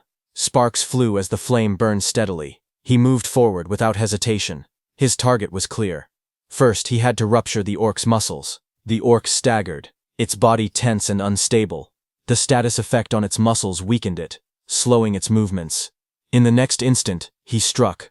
Green energy burst from his blade as it cut into the orc's body. The slash landed deep, tearing into its flesh. The orc let out a painful scream. Its eyes glowed red with rage as blood sprayed into the rain. Even blinded and injured, the orc swung its weapon wildly. A red arc cut through the air as it attacked in fury. Su-hong-ho lowered his body and narrowly avoided the attack. His eyes stayed calm as he held the knife tightly. In the next moment, he rushed forward. A blue arc flashed as his blade cut into the orc's leg. Green energy burst out where the strike landed. The orc let out a painful cry. Its mouth opened wide as it roared in agony. Its body staggered, unable to keep its balance. The injured leg gave out, and it dropped to one knee. Rain poured down as the orc struggled to move. Su Hong did not stop. He quickly closed the distance. When his eye level roughly matched the orc's, he acted. He pulled out the prepared flame can and raised his arm. The fuse was already burning as sparks flew. He lunged forward without hesitation. He grabbed the flame can and forced it straight into the orc's open mouth. The orc's sharp teeth snapped shut as the can was shoved deep inside. A split second later, a massive explosion erupted from the orc's head. Fire burst outward in all directions. The orc's body shook violently as the blast tore through it. Su Hong stepped back, rain pouring down around him. He looked at the burning remains and calmly asked how that felt. He said that even an orc could not survive something like that. At that moment, a powerful fist suddenly smashed into his side. The impact sent him flying across the ground. He rolled and crashed hard, coughing as he struggled to breathe. He lay there in the rain, his body aching. Sweat ran down his face as he clenched his teeth. He muttered in frustration that letting his guard down like that was a stupid mistake. The orc was still standing. Its entire upper body was covered in raging flames. Fire wrapped around its muscles as smoke rose into the rain-filled air. It slowly stepped forward, its body still moving despite the blast. Seeing this, Song-ho cursed under his breath. Rain ran down his face as sweat mixed with it. His eyes widened slightly. For a brief moment, fear flashed through his mind. He wondered if he was really going to die like this. But before anything else could happen, another sound rang out. It was the orc that fell to the ground. The flames surged violently, swallowing the orc completely. Its body was finally consumed by fire. Blue system windows appeared in the air. Su Hong's level increased to 3. He obtained 10 points. Another message appeared, informing him that he had acquired the skill Survival Instinct. He raised his hands weakly and stared at the screens in silence. After a moment, he let out a long breath. He said he seriously could not keep doing things like this. The fire continued to crackle beside him as rain fell. He slowly stood up and looked around, wondering where the dropped item was. Just then, a blue system window appeared in front of him. The watch appeared on his arm as his perception increased by 2. Seeing this, he let out a breath of relief. With the heavy rain falling, it would have been hard to find anything, but the watch had appeared on its own. He then glanced down at the orc's remains and wondered what he should do with the body now. He thought that the Mount Jiri orc incident was clearly under embargo. He questioned whether releasing this information was the right thing to do. His expression turned serious. He recalled what Miss McKine had said before. She had mentioned that awakened people were those who had played that game at least once. If that was true, then at least several thousand people had already awakened. The thought made his chest feel heavy. He imagined a crowd of awakened people surrounding him. He thought that even if only half of them, no, even if it was just a small minority of the people were like Oh In Hak, there was a high chance they would destroy the system for personal gain and incite riots. But Su Hong-ho thought that the biggest problem was that if he left this corpse, the body would turn into a bone creeper and harm people as soon as tomorrow. Suddenly, he paused. A thought struck him. He wondered why he had never considered that he himself could turn into a zombie. He realized that even if he was awakened, there was no guarantee he would not turn into a zombie if infected by spores. Rain continued to fall as he curled up on the ground, overwhelmed. He asked himself what the right choice was. In the end, he admitted that he could not bring himself to make a decision right then and there, but one thing was certain. He raised his hand and shouted for the portal to open. A portal opened in front of him, glowing blue in the rain. He knew that even for the sake of the few who would survive, the world needed to face an orderly end. Thinking that, he dragged the orc's corpse into the other world. He sighed in frustration and slammed a shovel into the ground. Annoyed, he picked up the shovel and started digging. He complained about how miserable his life had become. He complained about having to dig and bury the body himself. His body trembled from exhaustion and pain. He shouted that if his body were fine, he would not be living such a miserable life. Just then, a system alert appeared. Skill Survival Instinct activates due to exhaustion. Will to fight, stamina regeneration, health regeneration, and perception increase significantly. Golden light wrapped around him. He shouted in anger, gripping the shovel tightly. He decided to end it quickly. No more hesitation. He really had no choice but to move as fast as possible because at a glance, Survival Instinct looked like a broken, overpowered skill. But once the effect wore off, it would take time for the body to recover and move again. He ran through the forest, barely holding on. He opened the portal to return to the human world. Outside, it was almost morning. He jumped into his car, and at full speed he returned to his home, while survival instinct was still active. At dawn, on a quiet street, Su Hong's shop stood there, untouched by the chaos. Inside, he stood in the room. He looked at the sky turning dark and muttered in surprise, wondering if the time had already come. He looked at his phone and thought about the schedule. According to it, he should have already started building the defensive line by now. He stared at the screen again and thought that at least the traces of the red orc should be completely gone. A news article was displayed on his phone. It talked about abnormal climate conditions at Mount Jiri and mentioned heavy rain that lasted from dawn until morning. He lowered the phone and thought to himself that it was an awkward time to do anything today. So he opened the door and stepped into the room, wondering if he should check the community and look at the supplies that arrived in the morning. He grabbed the wooden box and opened it. Suddenly, a startled cry slipped out of him. Inside were weapons neatly placed together, blades, tools, and sharp equipment. His expression changed instantly. He smiled brightly and said that this was it. He picked up the Indian war club and looked at it carefully. He thought that for now, in reality, this was the only weapon he could use. Still, he felt it was not too bad, because in the other world, he could use everything without limits. But as he looked at the box again, he frowned slightly. It felt like a few things were missing, and he wondered why. He picked up a notice from the box and read it. It said that customs clearance had been denied for some weapons he ordered, including a spear, because they were classified as weapons. Seeing this, he was not surprised. He thought that even when buying from a weapon importer, some items would still get stopped by customs. Suddenly, his doorbell rang. He wondered if it was another delivery. He quickly replied, and told the driver to just leave it in front. But the doorbell rang again. He looked toward the door and frowned, wondering if the driver had not heard him. He stood up and walked to the door, reaching for the doorknob. But just as he opened the door, he froze for a moment, his eyes widening in surprise. A confused sound slipped out of his mouth. He wondered why Miss McKyoung was here. She stood in front of him, looking nervous. She apologized softly and said it had been a long time since they last met.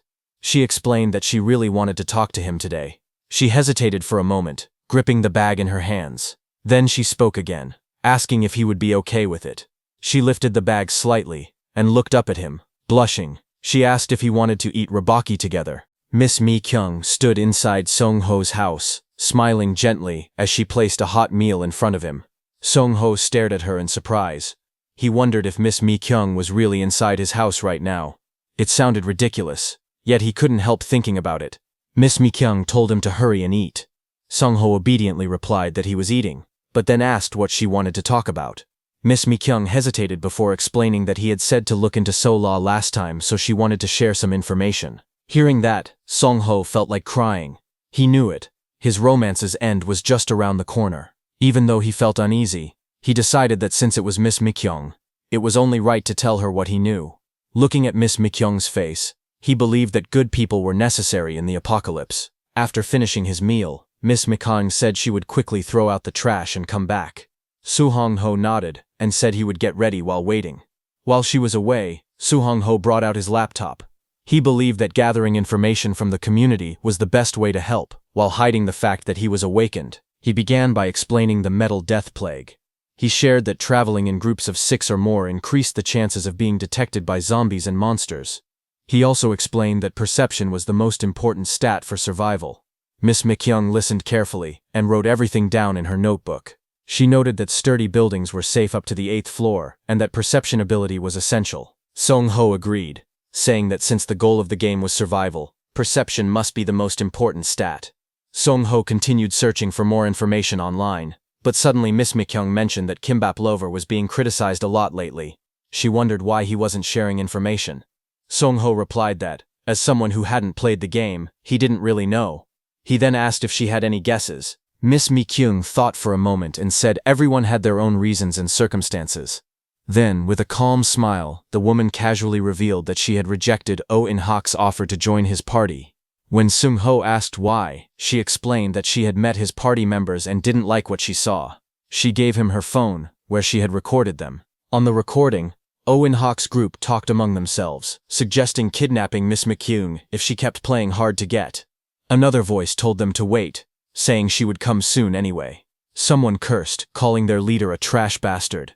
Hearing that recording, Su-hong got furious, calling them bastards. With a serious look, he told Miss McCune that if a catastrophe truly came and the rule of law collapsed, many people would reveal their true colors. So he warned her not to trust anyone. But instead of backing away, she turned the question back to him, asking what about him could he be trusted. Then, without hesitation, she made a proposal, telling Su-hong that she wanted to form a party with him. Caught off guard by her sudden offer, he couldn't respond immediately. Silence filled the room as Su-hong thought carefully. One of his biggest goals was to reach level 10 and unlock the shop before the tutorial ended. However, that created a serious problem. In the original game, there existed a system in which the rank of monsters that spawned changed according to a person's level. So it was clear that if she followed Su-hong while he leveled up rapidly, the monsters would grow stronger as well. And if that happened, she would die a miserable death just by staying at his side. Trying to lighten the mood, Su-hong joked and thanked her for the offer, asking what would happen if he became a zombie. Mi-kyung laughed and replied that it would still be fine.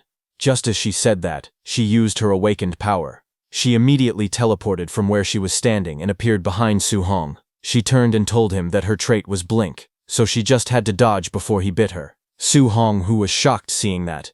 He warned her not to reveal such things so casually. Mi-kyung answered honestly. She had shown it only because it was him. It was her way of showing trust.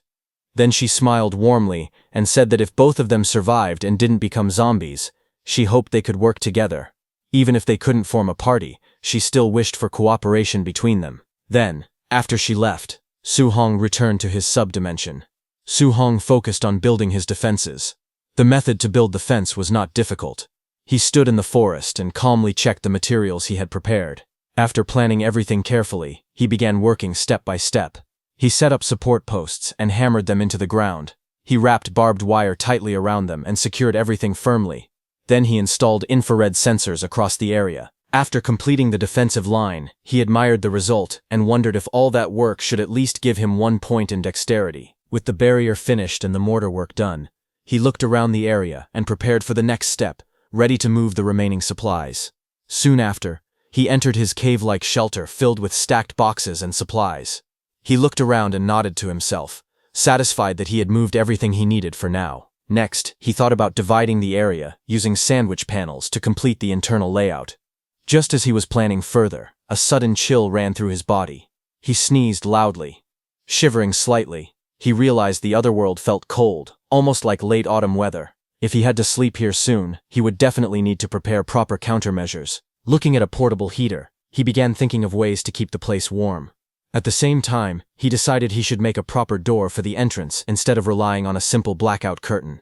He wrote this task in his notebook. Standing there with a small notebook and pen in hand, he looked at his growing list of tasks and laughed awkwardly. Somehow, his to-do list kept getting longer. After stopping by a nearby woodworking shop to request production and purchase various items, he walked back through the quiet streets, checking his list carefully for the places to loot within the 5 hours before the metal death plague spread. There was the hardware store first, then the pharmacy, after that, the motorcycle shop. Muttering to himself as he reviewed the plan, he suddenly heard a familiar voice call out his name. He looked up. A muscular man stood nearby, waving with a friendly grin. Song recognized him as Hyungjun. This man was Oh Hyungjun, a gym director known as the Protein Monster. A divorced man raising a young daughter. Noticing his tense expression, Su-hong asked Hyungjun if something was wrong. He looked exhausted. Hyungjun casually replied that a lot was going on, then asked if Su-hong had started working out again. Hyungjun looked at his body, saying it looked like the muscle memory he had engraved in Su-hong was coming back. Hearing that, Su-hong laughed and told Hyungjun that he had been using his body a bit lately due to remodeling. After a brief laugh, Su-hong asked what was really going on.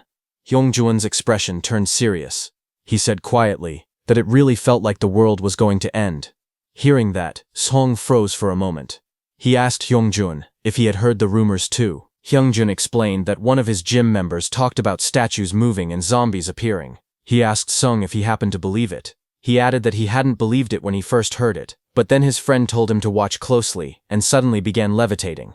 Hearing this, Sung fell silent and then acted surprised, saying it was real. Hyungjun admitted that he saw it with his own eyes. It definitely looked like a superpower. Hearing that, Su-hong told Hyungjun that he had not awakened any abilities himself.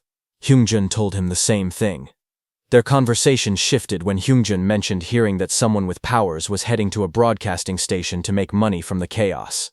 Hearing that, Soo-hong couldn't understand why anyone would think about money at a time like this. Hyungjun sat down and asked Surum to sit down too, saying how should he know. He added that the person with powers said he had a meeting with a broadcasting station PD. Hearing that, Surum wondered if ordinary people would soon learn about the existence of awakened individuals. Hyungjun shook his head, saying probably not, because something far more concerning had already happened that day. Hearing that, Song asked him what it was. Hyungjun revealed the news with a grave expression and told Song that there had been a shootout in Yeouido. Hearing that, Soo-hong's eyes widened in shock. He couldn't believe what he was hearing. Hyungjun stared at him and asked if he hadn't watched the news that morning. Soo-hong admitted he had been busy and missed it. Hearing that, Hyungjun understood that Soo-hong's reaction was understandable and told him to check the petition board. When Soo-hong looked at his phone, he saw a post demanding the truth about the Yeouido shootout. The post claimed that breaking news about a shootout had appeared briefly but was quickly deleted, along with all related articles and posts. Many people were demanding answers, calling it media control. Reading it, Song felt dizzy and shocked. He said it was crazy to see news getting deleted in real time. He asked if there was any follow-up report. Hyungjun told Song that when he was watching the news earlier, he saw that they tried to cover it up by saying it was caused by a deserter, but it didn't make sense to remove breaking news so quickly. He added that the entire Yeouido area was now sealed off by the military and police. As Hyungjun spoke, saying it was clear something huge was being concealed, Soo-hong suddenly stood up. He made an excuse and left quickly, saying he remembered something urgent. Seeing him running, Hyungjun called him a punk and told him that if he wanted to hear more, he would have to buy him protein next time. Later, after returning home, he sat quietly in his room and took a long time to organize his thoughts. A shootout had happened just one day after the orc incident ended. The media response had been too coordinated, and even the government already knew about the situation. He opened his computer and looked at files related to the incident, including recordings about the discovery of the orc corpse at Mount Jiri. There shouldn't have been many people who knew the exact timing of the first precursor phenomenon. Yet everything had unfolded too neatly. He thought carefully. He had even buried the red orc's corpse beyond the dimension himself. So how could things still develop like this? Why did a shootout occur at such perfect timing? A possibility slowly formed in his mind. It might just be excessive speculation, but what if someone had leaked important information to the government from the very beginning? What if that person had already prepared and started taking action since the first precursor phenomenon? He considered another angle. If that person didn't possess an offensive ability like his, they might have stayed hidden instead of stepping forward. There were many types of awakened abilities. Not all of them were suited for combat. He couldn't be certain who it was, but one thing was clear. Someone else was moving in the shadows. Behind the government, there was someone pulling the strings. He could not be sure who it was, but he knew there had to be someone behind everything. After thinking carefully, he narrowed down the mastermind to the creator of the game Survival Life, and 3 veteran players connected to it. After much thought, he eliminated the creator as the main suspect. He did not know how they had done it, but if the end of the game was now happening in reality, then the ones who built the world and its system were the most likely villains. Besides, if the creator had truly been backed by the government, then they would never have allowed him to kill an orc so easily. He narrowed down the mastermind to the veteran players. He began analyzing the veteran players, and among them, one stood out the most, Survivor 1. Song thought that if his theory was correct, then maybe things would become easier for him, because he wouldn't have to personally share any information with the government at all. Sitting across the table earlier, he had tried to keep a calm face, but now alone he leaned back in his chair and sighed deeply. He honestly didn't know what the right choice was. Even though he behaved very differently inside the game compared to real life, he couldn't stop thinking about it. If that was true, then maybe the real Survivor 1 he knew was different from the one everyone suspected. Despite everything, he still missed his veteran friends.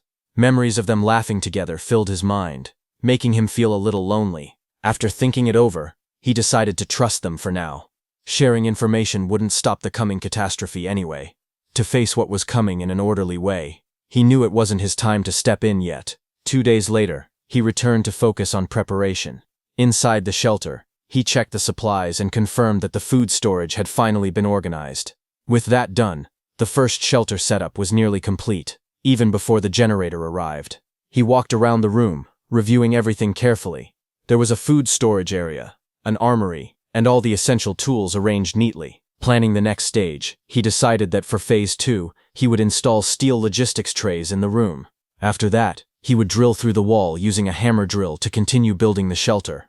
But after looking around, he realized there was far less space than he had expected. The basement waterproofing was already done, since he had been working on it little by little. However, until it fully healed, he couldn't store anything down there. He decided to figure out the rest during Phase 2 construction. Right now, there was something more important to do. He picked up a drone and prepared it for use. As the drone flew into the sky, he watched it in awe. He already knew this subdimension was big, but seeing it in action felt unbelievable. To him, it was basically at an Amazon level of efficiency. In his eyes, drones were completely overpowered. With the controller in his hands, he felt safe exploring the surroundings. There was no need to worry about being ambushed. The drone made real-time mapping easy, allowing him to create maps of the terrain quickly. He even used a VR device to view everything clearly, impressed by how useful the expensive equipment was. After a brief moment of admiration, he set the shelter as the center point and began a full-scale terrain exploration. Through the drone, he discovered that there were endless snowfields to the northwest. Suddenly, the drone's signal started to weaken. He frowned as interference appeared, and the drone struggled to maintain its connection while flying over the forest and mountains. Still, it managed to reach the south and confirmed that there was an ocean there.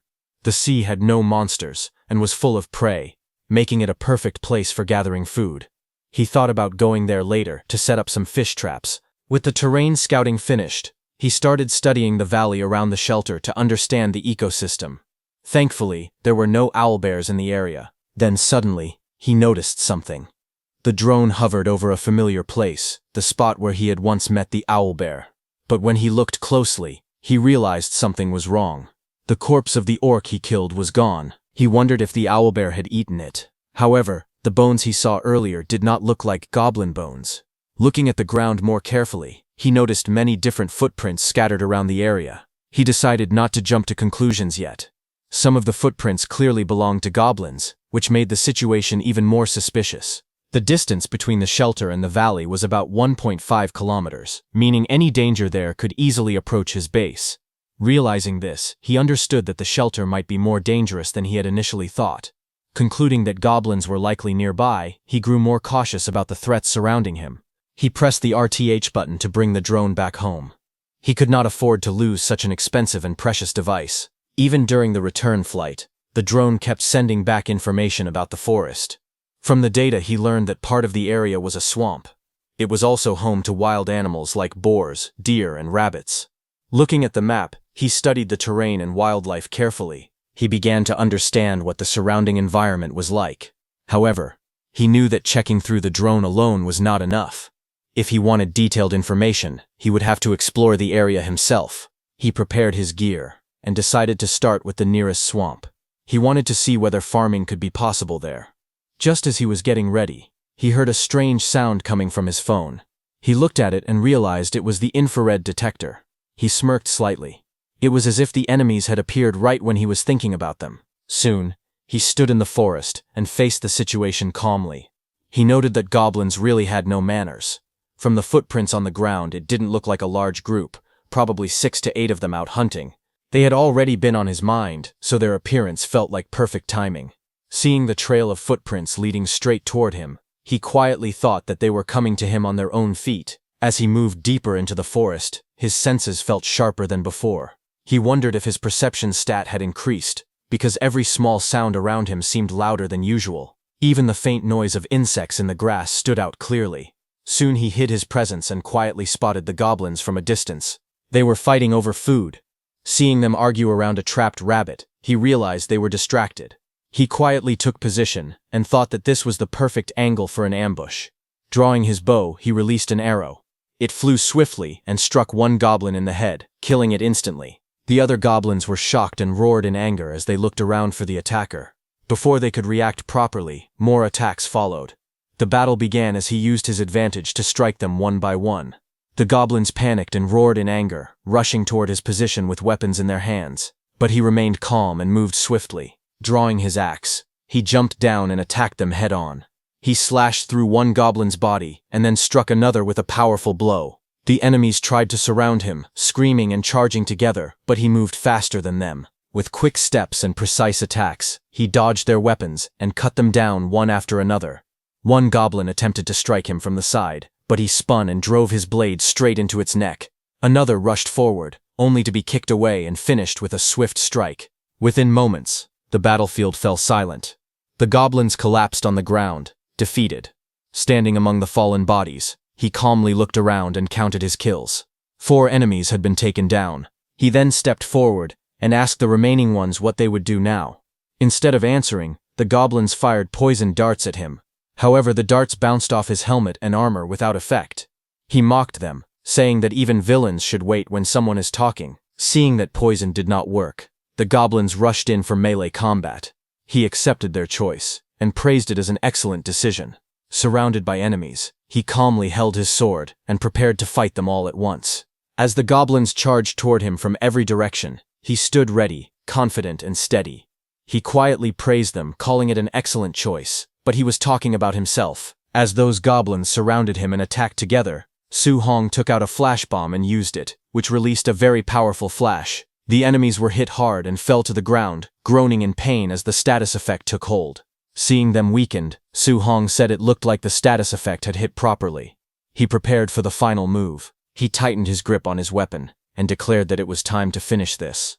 In a flash, he unleashed a fast and precise attack that cut down all the remaining goblins. A system message appeared, showing that he had leveled up to level 4 and gained 16 points. After the battle ended, he stood alone in the forest, surrounded by defeated enemies, and let out a tired breath.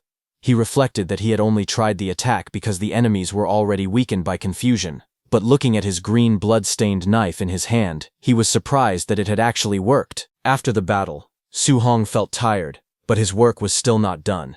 He began digging a pit to bury the bodies, complaining that this was troublesome. But what was really funny was that his survival craving skill didn't activate during the fight, yet it triggered while digging. As he worked at full speed, he was surprised at how efficient it was.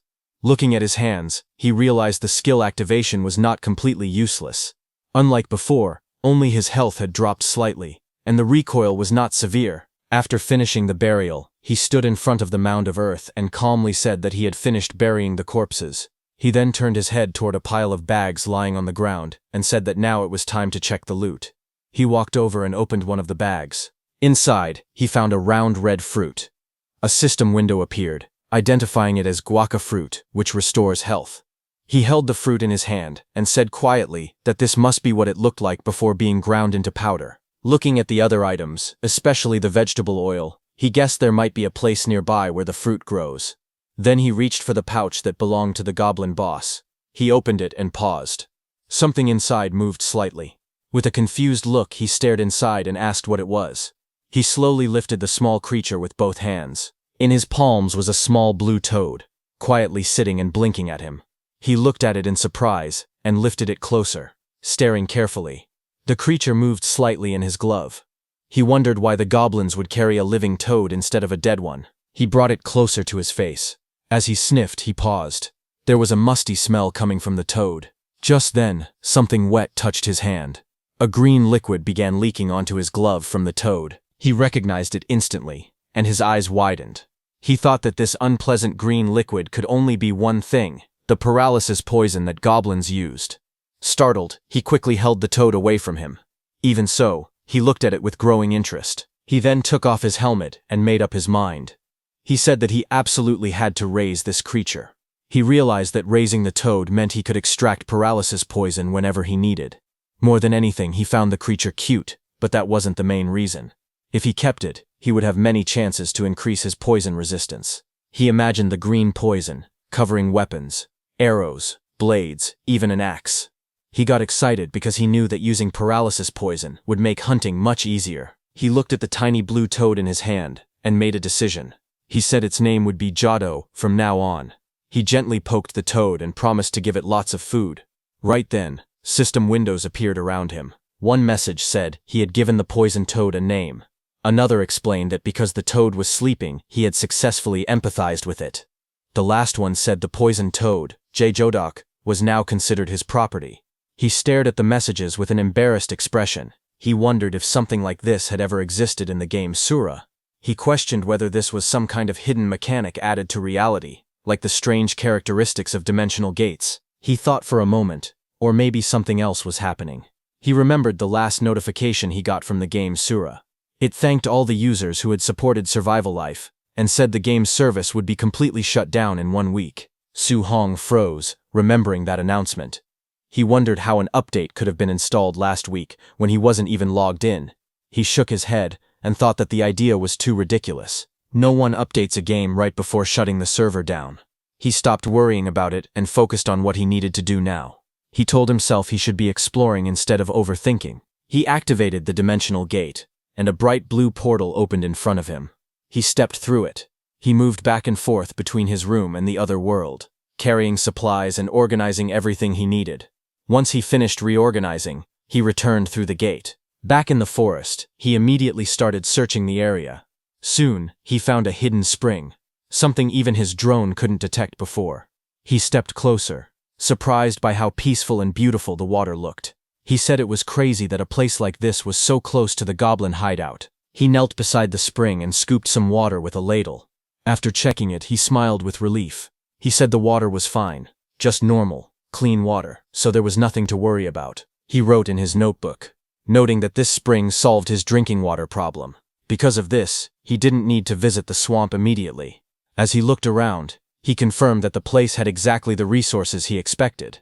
There were guava trees filled with red fruits and vegetable oil buds growing nearby. He quickly started picking the guava fruits, grabbing as many as he could, and sending them through the dimensional gate. After that, he collected a good amount of vegetable oil buds. He left one plant untouched, saying he would keep it just in case. When he finished gathering everything, he walked through the forest and marked several trees. He made sure to leave signs along the path so he wouldn't forget how to return to the spring again. He looked up at the sky and smiled, wondering if he should head back now. Satisfied with everything he gathered, he closed his notebook and prepared to return. The next day, the scene shifted to his rooftop building in the city. Inside, Suong gently called out to the small blue creature, Toad Jadok. Wearing protective clothing, he held out a cricket with tweezers and told Jadok to open its mouth. The blue toad stretched out its long tongue and snapped the insect out of the air in one quick motion. Shang smiled happily and said Jadok was eating well. He had decided to raise Jadok on the second floor of the house for now, because he knew that toads usually live in warm environments around 18 to 25 degrees. Jadok rested comfortably inside a small stone area surrounded by plants, blinking up at Surong from below. Su Hong thought about the toad's needs and realized that if he left Jadok in the hideout without proper heating, it would definitely die. After feeding it, Su Hong gently placed a container in front of it, and the blue toad released some poison into it. Besides caring for Jadok, he had many other tasks to handle. He continued working in the lab, pouring green poison into dishes and preparing samples. There were so many things to do. Out of all the tasks, the one that took the most time was making the ointment. He ended up producing way more than he expected and stared at the stack of filled containers. He muttered that his hands were naturally big, so he accidentally made too much. But then another problem came up. He couldn't give the ointment to Mikyung since she was an awakener. He wondered what he should do with all of it. After thinking for a moment, his eyes widened a bit. He suddenly remembered someone. He thought that maybe he could give the ointment to Mikyung. At night, the lights inside the gym building were still on, shining brightly through the windows. Inside, Hyungjun was drinking a protein shake. His throat moved as he gulped it down. He let out a satisfied groan and said that protein drinks bought by his younger brother were always the best. Su Skun stood in front of him. He scratched his head awkwardly and said he was a bit late. Hyungjun told him it was fine, but admitted he expected him to come the next day and had felt a little disappointed. Shung pointed at the bag he brought and said he came with both hands full. Hyungjun chuckled and said he didn't expect a whole container of protein. He then picked up another item from the bag and asked what the small round container was. Su Hong smiled and explained that he bought too much ointment and that it was supposed to be good for wounds. Su Hong got a little nervous as Hyu Hongjun questioned him. Hyu Hongjun asked if he was doing some kind of multi-level marketing. Su Hong waved his hand quickly and said he wasn't that gullible. Hyungjun then thanked him and said he appreciated all the sewer-related information Sung had been sending through messages. Sung smiled and shook his head. He said he was actually the one who should be grateful. If it weren't for Hyungjun, he wouldn't have known about the shooting incident. After a moment, Soo-hong looked around and asked why the gym felt so quiet. Hyungjun explained that everyone had gone out to make plans. Soo-hong tilted his head and asked what kind of plans he meant. As they walked outside, Hyungjun said it was about the guy who went to the broadcasting station. He explained that apparently, that guy had shared information with the gym members before leaving. Hyungjun added that, because of that, the members requested to set up a base there, so they decided to make the gym their base for now. Soo-hong's eyes widened in shock. He asked how many people were involved. Hyungjun answered casually that there were about 20. Hearing that, Soo-hong panicked. He asked if Hyungjun had even read the information properly. He said anything more than 6 people was dangerous. But Hyungjun replied that they had no choice. They still had to try. He then grew serious and said all those people were their members, and they couldn't just leave them behind. Soo-hong looked at him, and thought to himself that, as expected, Hyungjun was a loyal person, despite his tough appearance. Hyungjun then asked what Seung planned to do next. Seung said he needed more time to think about it. Hyungjun nodded and said that since Seung was also a non-awakened person, if he had nowhere else to go, he could stay. But before he could finish his sentence, a loud scream echoed from outside. Both of them reacted instantly. Hyungjun was stunned and asked if that was a scream.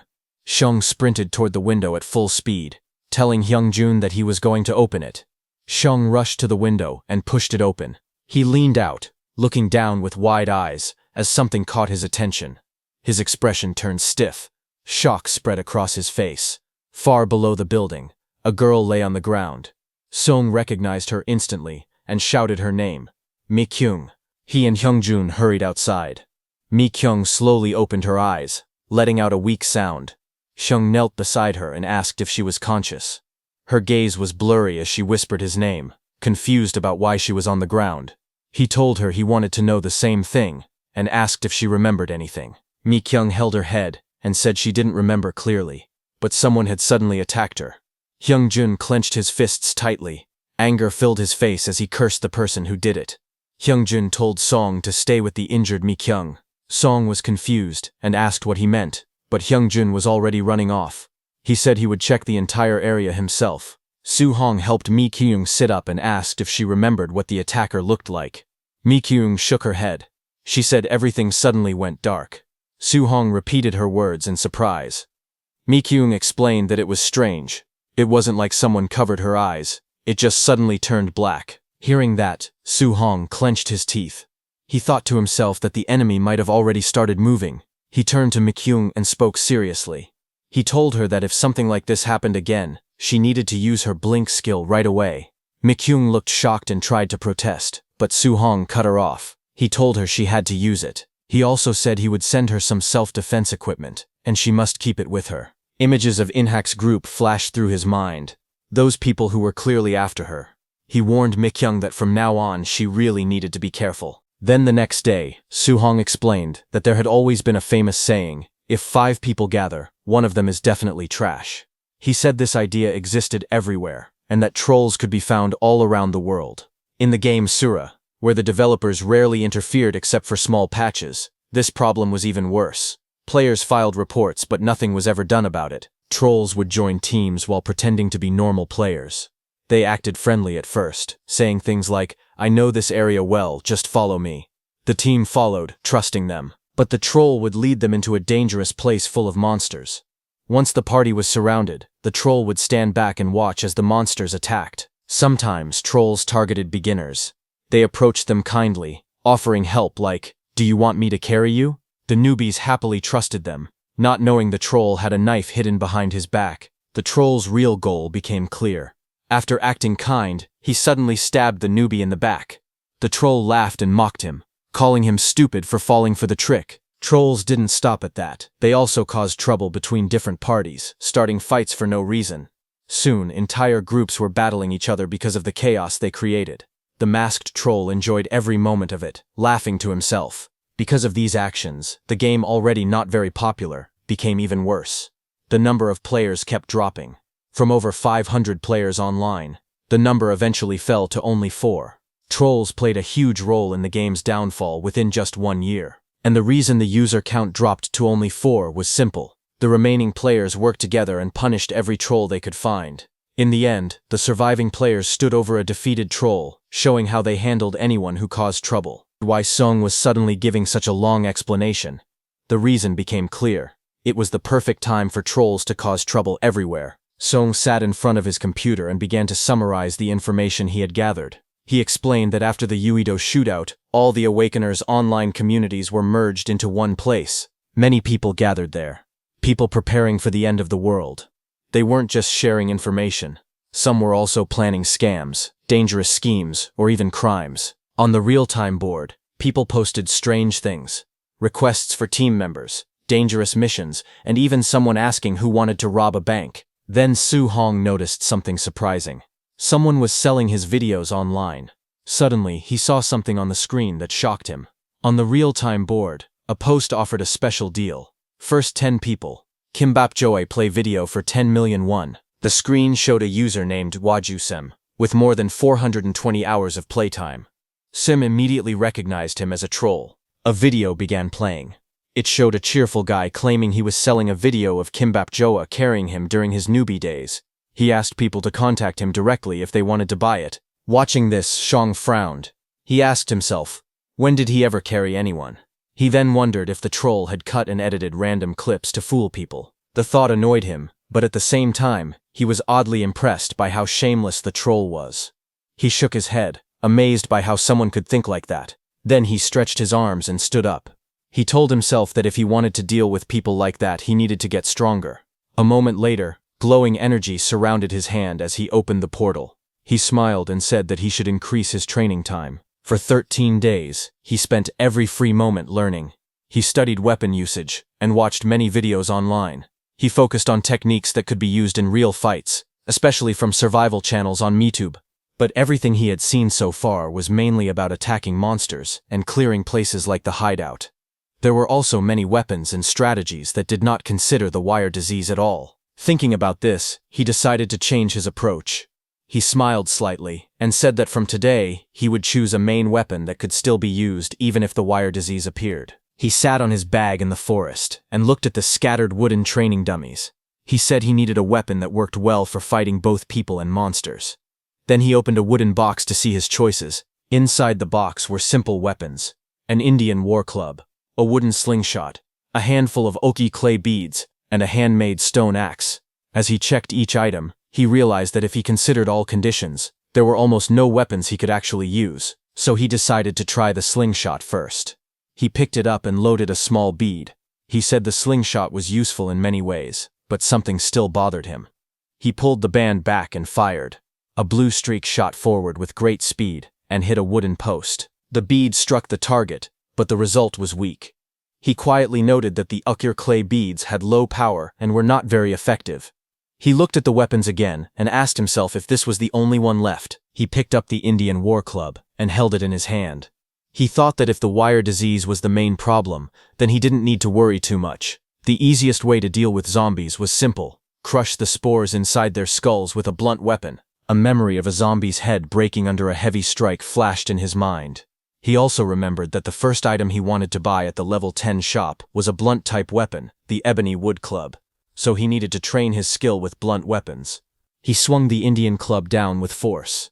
As he hit the training dummy, he wondered if this weapon was also good against people. But the more he tested it, the more unsure he felt. He kept swinging the club, striking the wooden targets again and again. Even with fast movements and strong hits, he still felt the weapon was unclear and not fully reliable. He finished one heavy strike, sending the dummy flying, but his expression showed he was still questioning it. He imagined what would happen if he met a psychic awakener. Thinking about them made sweat run down his face. He thought that if he faced a psychic type, he might not even be able to move. But he told himself he couldn't just stand still. He grabbed the Indian war club again. He reminded himself that in survival life, killing a human gave 50 points. He let out a slow breath. He imagined the space around him changing into a digital grid. A hostile figure appeared in front of him, a bald man holding a sword. He remembered the murderer system, a rule that forced users marked as murderers to fight deadly battles against other nearby players. The bald man raised his sword high and rushed at him. He swung his war club with full strength to block the attack.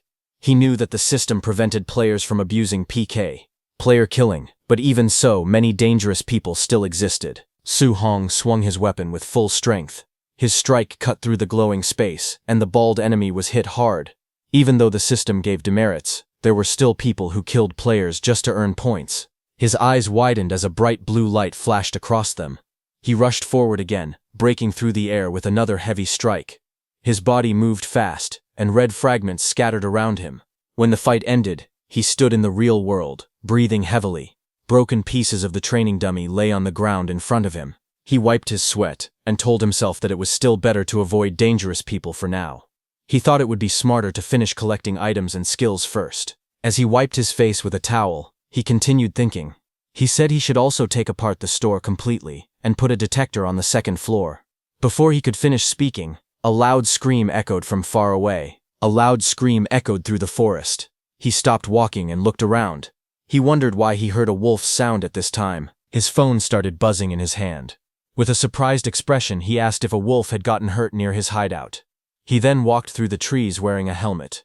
He lifted the visor and said in disbelief that he couldn't believe what he was seeing. A large gray wolf lay on the ground, completely still. He said the wolf was big enough for him to ride. He stepped closer and saw that the wolf was no longer breathing. He thought about what mattered most. The wolf had died very close to his hideout. He wondered if it was just a stray wolf, or if it had come down the mountain because something attacked it. He said he needed to check the wolf's wounds to find out more. He reached out and touched the wolf's fur gently. He knelt beside the wolf in the quiet forest, looking closely. As he leaned forward, he suddenly heard something move behind him. He quickly turned his head. A small white wolf jumped out and bit him from behind. He gasped in shock. He froze for a moment, then looked back. He realized something. The collapsed gray wolf was the little one's mother. The small wolf barked at him again, standing protectively in front of its mother's body. He looked at the cub and thought about what to do. He saw the small wolf staying close to its mother and licking her. He knew he couldn't separate the cub by force, but he also knew he had to bury the mother quickly. He held the shovel in his hand. He thought that if the dead wolf had been a monster, it would turn into a bone creeper, and if it didn't, its body would attract other monsters. He started digging the ground. He kept digging until the hole was large enough. He stood beside the finished hole and let out a tired breath. He looked at the wolf's body and said he had finished digging. He looked at the cub lying beside its mother. He thought the cub was touching to see, because it reminded him of his younger self. He thought about the little cub and remembered Mengqi, the dog he raised when he was young. He looked at the cub again and finally said he would just go with it. He picked the cub up by the back of its neck. The cub barked angrily and reached toward its mother. He held the cub in his arms and told it to listen to what he had to say first. He told the cub that its mom would be sleeping here. He smiled at the cub and said he would even make a small hole in the hideout door so the cub could visit whenever it missed its mom. Then he reached into his vest pocket. He held out a piece of meat in his hand and gently told the small white cub that he would make sure it never starved until it was fully grown. The little cub looked at the food with wide eyes as he continued speaking. He told it that in return, it would help him with its excellent sense of smell. Then he knelt down and fed the cub with his own hand. The small creature quickly began to eat, accepting his offer without hesitation. After the cub ate, Song took out another piece of meat and held it out. He gently asked the cub if it would come with him. The small cub wagged its tail and barked, showing that it was willing to go with him. Su Hong immediately realized that the cub was saying yes.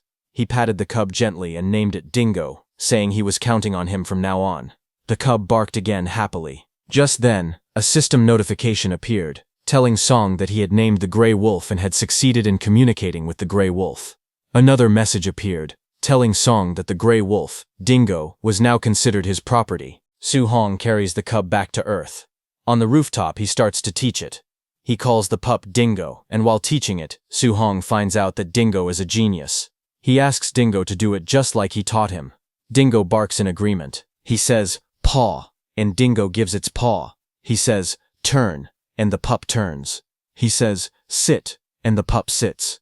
He says, lie down, and the pup lies down. He says, quiet, and the pup stops barking. The pup learns fast. At the end, he tells it to wait, and the pup waits. Shang smiles and says that this will be the last test. Reaching into his pocket, he takes out a bone and holds it in his hand. With a confident expression, he throws the bone high into the air and gives the command to jump. Dingo barks loudly and immediately reacts. It dashes forward and leaps up, its small body moving fast as it chases the spinning bone. In midair, it catches the bone perfectly in its mouth. Landing back on the ground, Dingo holds the bone tightly between its teeth, looking proud. Watching this, Su Hong laughs lightly and thinks that it might be because the pup is not from this world. He feels impressed by how capable it is. As Dingo eats the bone, Su Hong is impressed because Dingo is even good at tracking scents. He gently pats its head and thinks that this little one is truly a blessing, like a bundle of luck. He hugs the little pup tightly and kisses its head with affection. With a soft smile, he calls it his baby, clearly very fond of it. He says that at this rate, Dingo will start hunting on his own. Just then, his phone suddenly vibrates inside his pocket. Taking out his phone, he looks at the screen and notices a message. It is from his older brother, which surprises him. He finds it unusual that his brother contacted him first. He opens the message and reads it carefully. It tells him to search the word levitation on the internet. Curious, he follows the instruction. After searching, he sees the news and is immediately shocked. An article claims that a man says he is the first superhuman, and that zombies and monsters will soon appear, bringing disaster. He continues reading and sees more details. The report mentions a live broadcast where a man demonstrates levitation and warns about the future.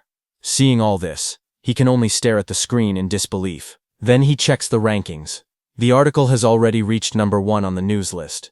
He sits on the sofa, scrolling through the comments on his tablet. Many people online are reacting to the news. Some question if it is real. Others mock it, saying the broadcast is just for hype. A few even say life is already bad and don't care if everything collapses. Some just complain about their daily lives, like wanting to go home from work. He notices that most of these comments come from ordinary people who don't know anything about eras. Then he looks at more comments. Some people insult the man, calling him an idiot. Others make fun of him, saying his brain must be empty. Some even say that even if he has powers, zombies will kill him anyway. At the same time, some awakened people are also starting to panic. Seeing all this, Su Hong finds it a bit funny. But he also notices something strange. People complain when information isn't shared, yet they also hate it when it spreads. He leans back and thinks seriously about the situation. He wonders how the government will respond to all this. He realizes that the situation is already getting out of control. Some groups are using fear and talk of superpowers as an excuse to hold rallies and stir people up. He suddenly stops his thoughts. He realizes that digging too deep into this situation right now is not a good idea. As he calms down, he remembers something important. Once the second omen appears, the Hobgoblin event will begin. And when that happens, the government will finally be forced to show its reaction and take action. Thinking about this, he understands one thing clearly. Time is running out. He stands up from the sofa with a firm expression. He decides that from now on, he has to use every moment wisely. Looking at his small cub, he speaks seriously. He apologizes to Dingo and says that starting today, they need to begin exploring immediately. In his mind, the answer is simple. The only way to survive is to prepare properly. He looks at Dingo again and asks if he is ready. The little Dingo barks loudly in response, full of energy. He thinks about all the choices he has. In the end, he decides to explore another dimension with Dingo for a reason. Standing in the forest, he holds a small bag and asks Dingo if he can find it. Dingo immediately reacts, growling lightly before barking with confidence. The small Dingo begins sniffing the ground and searching carefully. Su Hong watches quietly. His first goal is clear. He needs to prepare for the upcoming Hobgoblin event. For that, Dingo has to learn and remember the scent of goblins properly. After some time, Dingo successfully tracks the scent and finds the spot. Seeing this, Su Hong is impressed. Tracking a location just from a faint smell is better than he expected. Then he moves on to the next step. He needed to check if Dingo could stay calm during real combat. As the hunt began, Su Hong crouched down beside Dingo and called his name softly. Dingo responded, but this time his voice was lower, showing tension and focus. He gave a clear command and told Dingo to follow his instructions. In the next moment, he moved his hand sharply, signaling to attack. With a streak of energy, Dingo shot forward across the ground. Dingo dashed forward at high speed, chasing the moving target without hesitation. Right now, they were testing something important. A rabbit appeared ahead, unaware of the danger. In an instant, Dingo closed the distance. With precise timing, He pounced and took down the rabbit cleanly. Seeing this, Su Hong nodded in satisfaction. He praised Dingo for doing a good job. This test confirmed something important. Hunting in the other world was possible. Su Hong smiled slightly as he thought about it. Last time the prey had escaped, so he could not check it properly. But this time he finally got his answer. He lifted the rabbit and examined it carefully. Looking at its size, he began to think. Then he checked its claws as well. From what he saw, he came to a clear conclusion. Animals in this world were definitely stronger than normal ones. Dingo barked proudly from below, as if asking for praise. After that, Su Hong and Dingo continued moving forward, exploring the forest together. As they walked, a new thought suddenly appeared in his mind. He wondered what Dingo's intelligence would look like if it were turned into stats.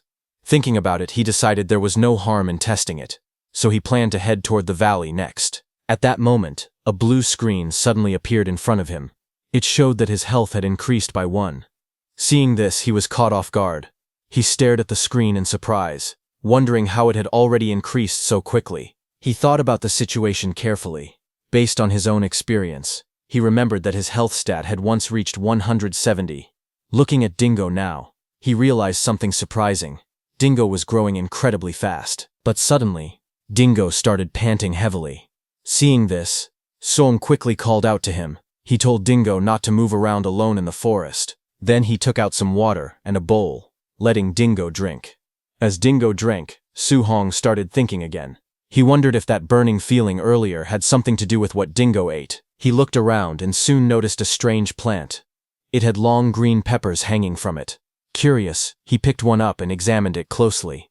He wondered if this was the reason behind everything. Then a system window appeared in front of him. It identified the item as a bull pepper.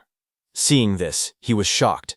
He could not believe he had found something like this here. He praised Dingo with a smile, telling him he did a great job. He promised to give him plenty of treats later. Then he started digging carefully with a shovel, collecting what he had found. With that unexpected harvest, they prepared to move again. This time, they set out for their final hunt. They soon reached a river in the forest.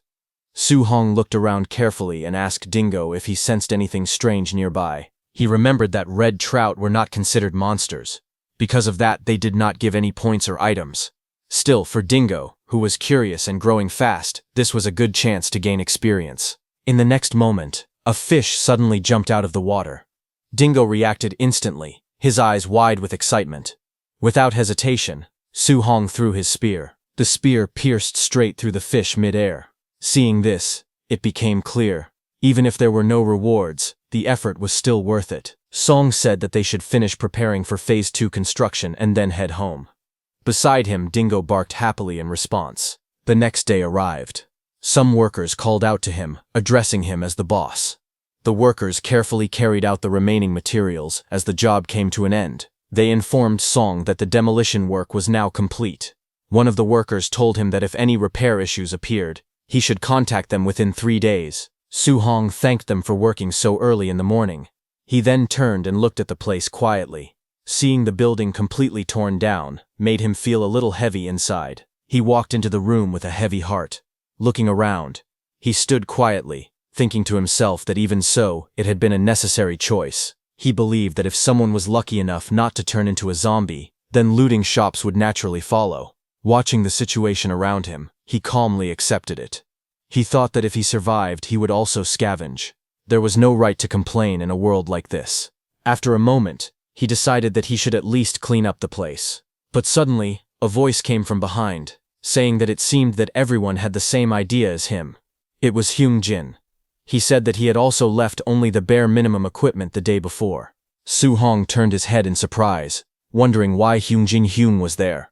Hyung Jin suddenly reached out and flicked his forehead. Caught off guard, Su Hong flinched in pain. Hyung Jin told him that he had left him behind yesterday, so he came to check whether he was dead or alive. Nearby, Dingo barked loudly. Hyung Jin looked at Dingo in surprise and asked why he suddenly had a husky. Shung calmly explained that they had crossed the Rainbow Bridge a long time ago. He then told him that Dingo was a new pet he had brought home. Hearing that, Hyung Jin smiled and said the dog was really adorable. Hyung Jin then asked why Hyung Jin had come all the way here.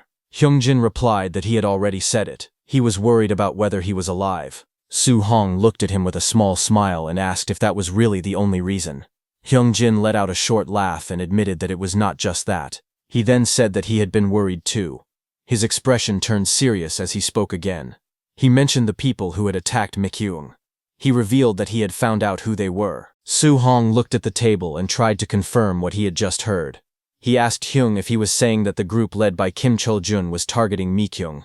Hyung confirmed it, and added that the tow truck guy he hated was part of that group too. Then he pointed toward the mountains and explained that there was a redevelopment site there, and their base was located in that area. Sagong listened carefully and then asked how he managed to find all this information. Hyung replied that everything had just clicked together. Su Hong looked confused and questioned what he meant by clicked. Hyung then brought up Han Jin-sung, the levitation guy from a reality show. He explained that he had asked him about it, just in case, and learned that he had already met Kim Chol-jun and his group before. All three of them had aggressive, warlike personalities, so they did not get along. Because of that, Han Jin-sung had refused their offer. Hyung continued, saying that after the Migyong incident, things had become even more serious. He added that it would not be strange if the female members decided to leave the group. As he spoke, he slammed the table in frustration. He then explained that when he asked them why they were acting that way, they all gave the same answer. They said they had received an offer from an Awakeners group. He looked at Su Hong and asked if he understood the situation now. Su Hong said yes and replied that, unlike Miss Migyung, the others had likely been tempted and persuaded. Hyung then mentioned that their group had shrunk to only 4 members, saying that he showed his phone, where one member after another had left the group. Su Hong was shocked and questioned how that was possible. Just a few days ago, there had been around 20 people. Hyung admitted that it actually made sense, because in their group only 2 people were awakened. Hearing that, Su Hong said it was ironic. Even when Hyung tried to help, things still ended up like this. Hyung said that this was just how the world worked, and that people only looked out for themselves. Looking at his daughter's phone, said that he was more concerned about his daughter Jeon, and wondered if he should call his ex-wife. Hearing that, Sung realized that Hyung's situation was different from his. Because of this, Sung began to think deeply. He questioned himself, wondering if he was really doing the right thing. He then told Hyung that there was just one thing he wanted to know. He stated that when the end came, if someone became a threat, but before he could complete his words, Hyung immediately responded that he would kill them. Hong said that he did not believe in hurting others, but in a lawless disaster. True evil must be eliminated. Then he looked at Song and asked why he was even asking such a question, saying it did not suit him. Sung gave a small awkward laugh and said he did not know why that thought had come to him. While he was saying that, suddenly his phone made a loud alarm sound. Hyung flinched in surprise and said it scared him. Dingo barked as the sound echoed. Hyung realized that the sound was a child safety alarm. Looking at the phone showing the location of the alarm, Song became serious. His expression changed as he asked Hyung to look after Dingo for a moment. At the same time, Mikyung was shown holding that alarm device, looking nervous. Then a voice called out from ahead. It was Oh In-hak, who stood there with his group, blocking the way. He told her that this was no time for drama, and ordered her to come down. Mikyung stood on the edge, her voice trembling as she said no and asked why they kept following her. She looked down and asked him why he was doing this. Below, Oh In-hak tried to persuade her again, asking her to reconsider. Before he could continue, one of his companions placed a hand on his shoulder and told him to stop, saying he would now do things his own way. That man was Kim Chol, their group's leader. He stepped forward holding a bat and warned her that if she wanted things to be gentle, she should come down on her own. Beside him was Ma Jong-in, his support. They told Mikyung that this place was a redevelopment area where no one would come. With a smirk, the leader told her not to waste her strength and reminded her that they had powers too.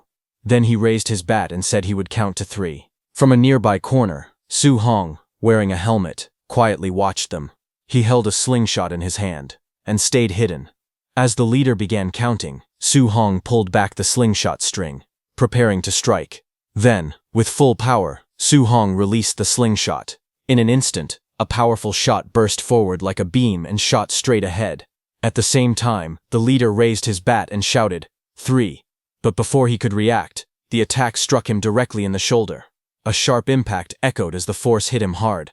He let out a painful groan, his body shaking as he dropped to one knee. The others were shocked. They quickly looked around, confused and tense, asking who was there. From the shadows, Song suddenly moved. Before they could understand what was happening, he closed the distance in a flash. The blond man froze for a moment, his eyes widening in shock. Song stood right in front of him and coldly replied that there was no way he would tell him who he was. With a sudden swing, he struck hard, and a powerful blow slammed into the blond man's face. The blond man let out a painful groan as his body jerked from the impact. In the next moment, Song rushed forward again, moving fast without stopping. He swung his body and ran toward the third man. Seeing him coming, the third man raised his hand in panic. Dark purple energy began to gather around it as he screamed in fear. Seeing that dark purple energy, Su Hong wondered if this strange power was his ability. The man swung his hand towards Su Hong, releasing that dark purple energy that blackened the view, but Su Hong slipped through the mist and attacked again. Before the skinny man could react, Shang struck him with his weapon, and with a powerful swing, he sent him flying into the wall behind. But fighting like that made Shang exhausted, and he bent forward, breathing heavily. He then turned to Mikyung and asked if she was okay, but Mikyung suddenly shouted, telling Shang to watch out. In that instant, the thug leader rushed in from behind. A red energy flashed through the air as he swung his weapon at Song. The strike came fast and sharp. Song reacted quickly and stepped back to dodge. Even though it only brushed past him, his helmet glass broke just from the force of the air. Shang was shocked when he saw that. He staggered back, realizing how dangerous the attack was. Even a glancing hit had caused this much damage. The thug leader looked at him calmly and called out his name, asking if he was that Kang Song. Su Hong immediately recognized that the thug leader's power was an offensive trait that was overpowered at the start of the game. Without hesitation, the thug leader declared that he would cripple Su Hong today. The leader smirked and looked at his men. He told them to get ready as well. Behind him, the other two stood up. The thug leader gave another order, telling his men that even if their targets were not awakened, they should not hesitate. The blond man raised his hand and activated his power, replying that he understood. Electricity began to gather around him, and sparks of lightning crackled as power surged through his body. He stepped forward with a cruel smile, and said it was about time that annoying Song was put in his place. Watching this, Song became a little annoyed, realizing that they were not even trying to hide their powers anymore. He hesitated for a moment, unsure of what to do. A thought crossed his mind. He wondered if he had to use the dimensional gate. But before he could decide, the blond man charged forward. Lightning wrapped around his fist as he shouted and attacked. In the next instant, a small dingo suddenly jumped into the path. It moved quickly across the ground, and in an instant, it bit down hard on the blond man's arm. A painful scream escaped his mouth as he was caught off guard. The attack was so sudden that everyone froze for a moment. The leader was shocked, staring at the scene in disbelief. Then a voice called out, saying that he could not believe something like this was happening in broad daylight. It was Hyung, who had arrived there with the little dingo. He raised his phone, showing that he was ready to call for help. He warned the thugs to back off if they did not want the situation to escalate. He even showed the emergency number on his screen, making his point clear as he asked them how that deal sounded. The group fell silent for a moment. The thug leader then lowered his head and agreed to stop. He said they would leave it at that for today. With that, they turned around and began to walk away. Watching them leave, Hyung commented that those guys who looked like they would burst with one punch sure were cocky. He then looked at Sung and asked if he was okay. At the same time, Mikyung also came down and called out his name, but Sung just stood there quietly, still wearing his helmet. Mikyung rushed toward him in panic. She grabbed his helmet with both hands and anxiously asked if he was hurt anywhere. Her voice trembled as she called his name, clearly worried. She noticed the crack on his helmet and became even more concerned. She asked if he was really fine, and Hyung even offered to carry him. For a moment, Su Hong froze in confusion. Looking at the two of them, a strange feeling crossed his mind. They somehow reminded him of someone else, like his teammates. Seeing him not saying anything, Mikhaim quickly said they should go to the hospital, but Sung stepped back and refused. He said he was fine and could not afford to rest. After that, he turned to Hyung and asked about his group. He mentioned that their group was down to 4 people and asked if it would be okay for them to take Mikyung in. Hyung agreed and said it was fine as long as Mikyung was okay with it. With a slight smile, he added that the two of them were close anyway, so it worked out for him. Finally, he looked at Mikyung and asked if she was okay with the decision. Mikyung hesitated and said she would really appreciate it. Shung nodded slightly and said he had things to do. He turned around and started walking away. The small dingo followed him closely, barking as it walked beside him. Hyung and Mikyung stood there, watching his back as he walked away. Hyung looked confused and asked what was wrong with him all of a sudden. Mikyung simply shrugged and said she had no idea. Later, after returning home, Soo-hong tried to clear his mind. He decided to start the second phase of his plan earlier than expected. He picked up a drill and began working immediately. He knew he had no choice but to leave from there. Watching the two of them together, he suddenly felt the urge to share his power with them, but he quickly stopped himself. He knew he could not make that decision yet. If he wanted to fully use his dimensional gate, he had to become stronger first. He needed to level up, gain skills, and collect better gear faster than anyone else. Only then could he crush his enemies with pure strength. His recent fight with those mountain thugs made that very clear. Thinking ahead, he believed that if his plan worked, he would be at least 3 levels ahead of others. At that point, the monsters nearby would become too strong, and because of that, it would be harder for him to team up with those two. So, without wasting time, he worked non-stop. As he kept going, time quietly passed by, and at last, he finished installing the wood stove in his hideout. The fire burned warmly inside it. He felt relieved and thought that now he could finally sleep there at night. He noticed that Dingo was enjoying the warmth, which made him feel even better. Next, he reminded himself that he still had to set up everything as the deliveries arrived. He thought about the generator, the stairs, the security camera, and the solar panels. Once all of that was installed, the hideout would basically be complete. Looking satisfied, he decided he might as well stay up all night and finish everything today. The next news was broadcast. It reported about an asteroid that had been observed on a certain month and day. The asteroid was called Unjambi. The HSA announced that Unjambi had entered the middle of the solar system, and they were closely tracking its orbit. However, they explained that Jupiter's gravity had split the meteorite into pieces. Because of that, predicting its exact path had become more difficult. The head of the asteroid tracking department, Thomas Chandler, appeared and stated that Unjambi Alpha and Beta were now 2 separate bodies. Even so, he firmly declared that there was no chance either of them would approach Earth. Watching the report, Soo-hong reacted in surprise. He quietly said that now he understood what had happened. On D5, Unjambi Beta fell near a Russian ship first. The impact created a massive tsunami that pushed the ship all the way to Gamcheon port. That was how zombies first appeared in Korea. Before, the story had sounded strange, but now it finally made sense to him. The news then moved on to another topic. It reported that President Jang Won-taek had not left the presidential residence for a week after the Uido shooting. Opposition leaders had released a joint statement demanding the truth, and said they had agreed to hold a hearing. Some people were even spreading rumors about the awakened and the disaster. Sitting on the couch and watching the news, Song quietly muttered that it felt like the end times. But he thought that at least the heavy media attention had made it harder for the awakened to commit crimes. Then he wondered what the mood online was like right now. Images of those thugs flashed in his mind, along with the chaos spreading everywhere. Sitting in front of his laptop, he read that someone had planned to rob a bank tomorrow, but now that some levitating freak had appeared, that plan was ruined. As he browsed through posts, he saw some say that Unjambi, or whatever it was called, might not even be the real problem. Then another guy commented that his memory felt blurry, but he recalled something about a zombie event too. Comments filled the screen, asking what the point of knowing anything was if people were just going to get zombified anyway. Some posts even mentioned that it was already being shown on the news. Many users simply said the world had gone crazy. Soo-hong clicked his mouse again, and thought that there were some sharp opinions online, but that was about it. But suddenly he paused. His eyes widened slightly. He noticed that a certain player was still active. On the free board, a post read, "Looking for veteran players." The post was written by someone named My Dream. He was well known in the community for always being kind to beginners. Sometimes, he even played together with Xiong and his group. The post said that until recently, he had shared early tips about the game, but this time, his message sounded urgent.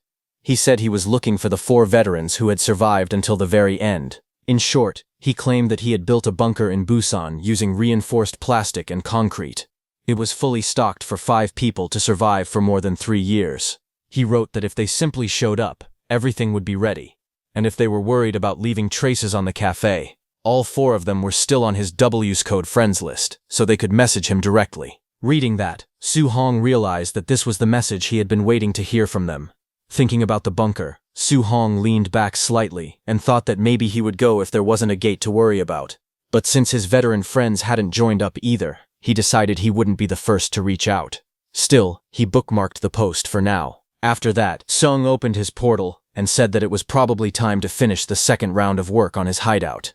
The next day arrived. Sung stood outside and looked at the entrance of his hideout, built into the side of a hill. After staying up all night twice in a row, he muttered that it had been 2 all-nighters back to back.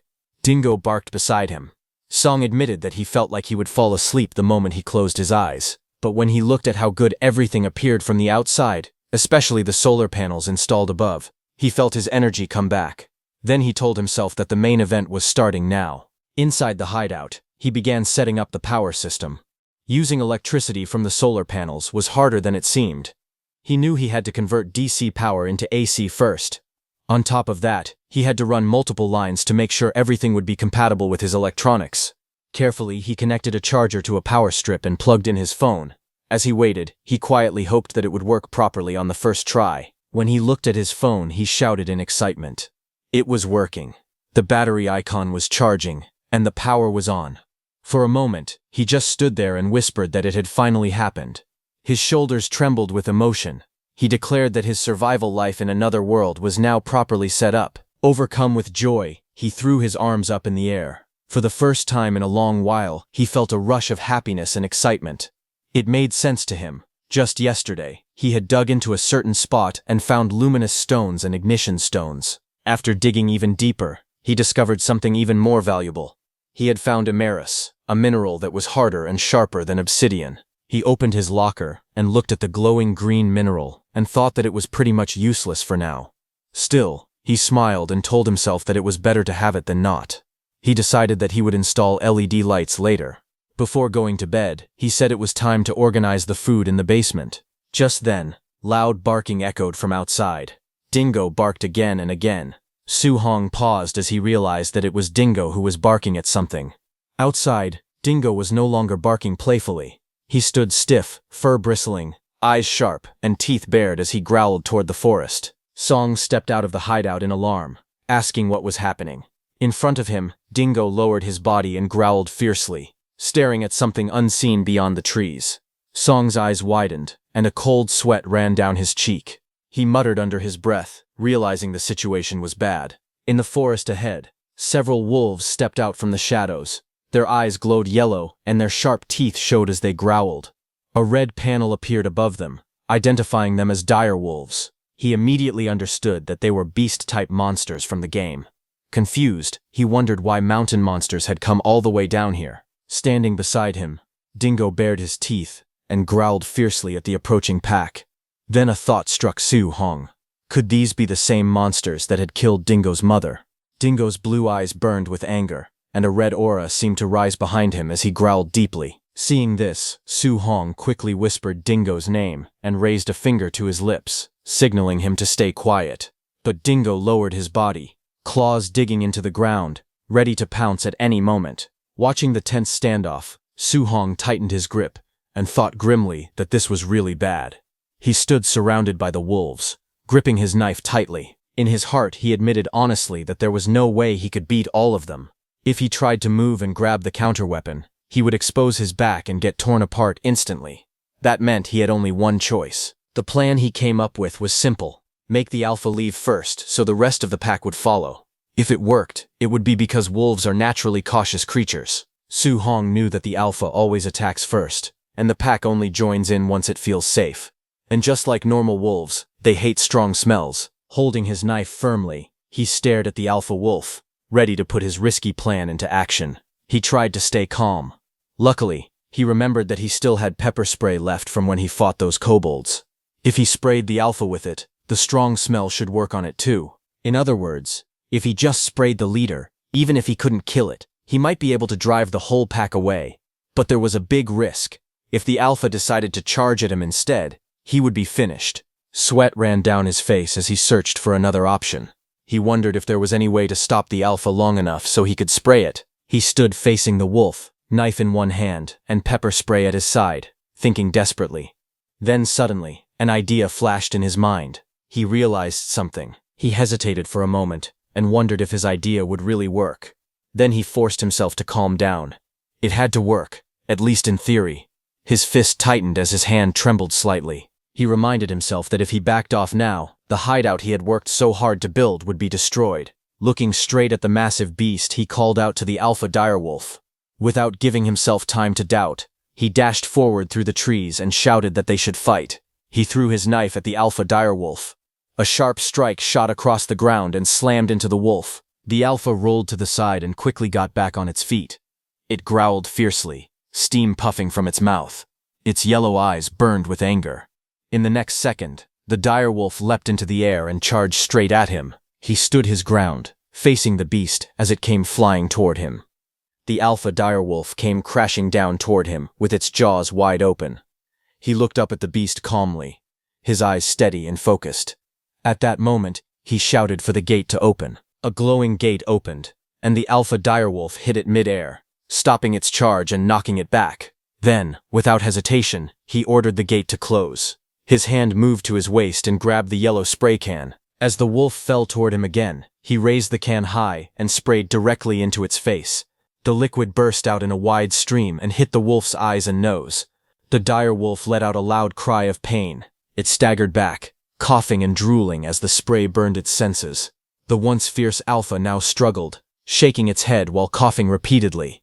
Sung tightened his grip on the knife and rushed forward, refusing to back down. Through clenched teeth, he declared that he was not done yet. The ground blurred beneath his feet as he sprinted straight toward the alpha wolf.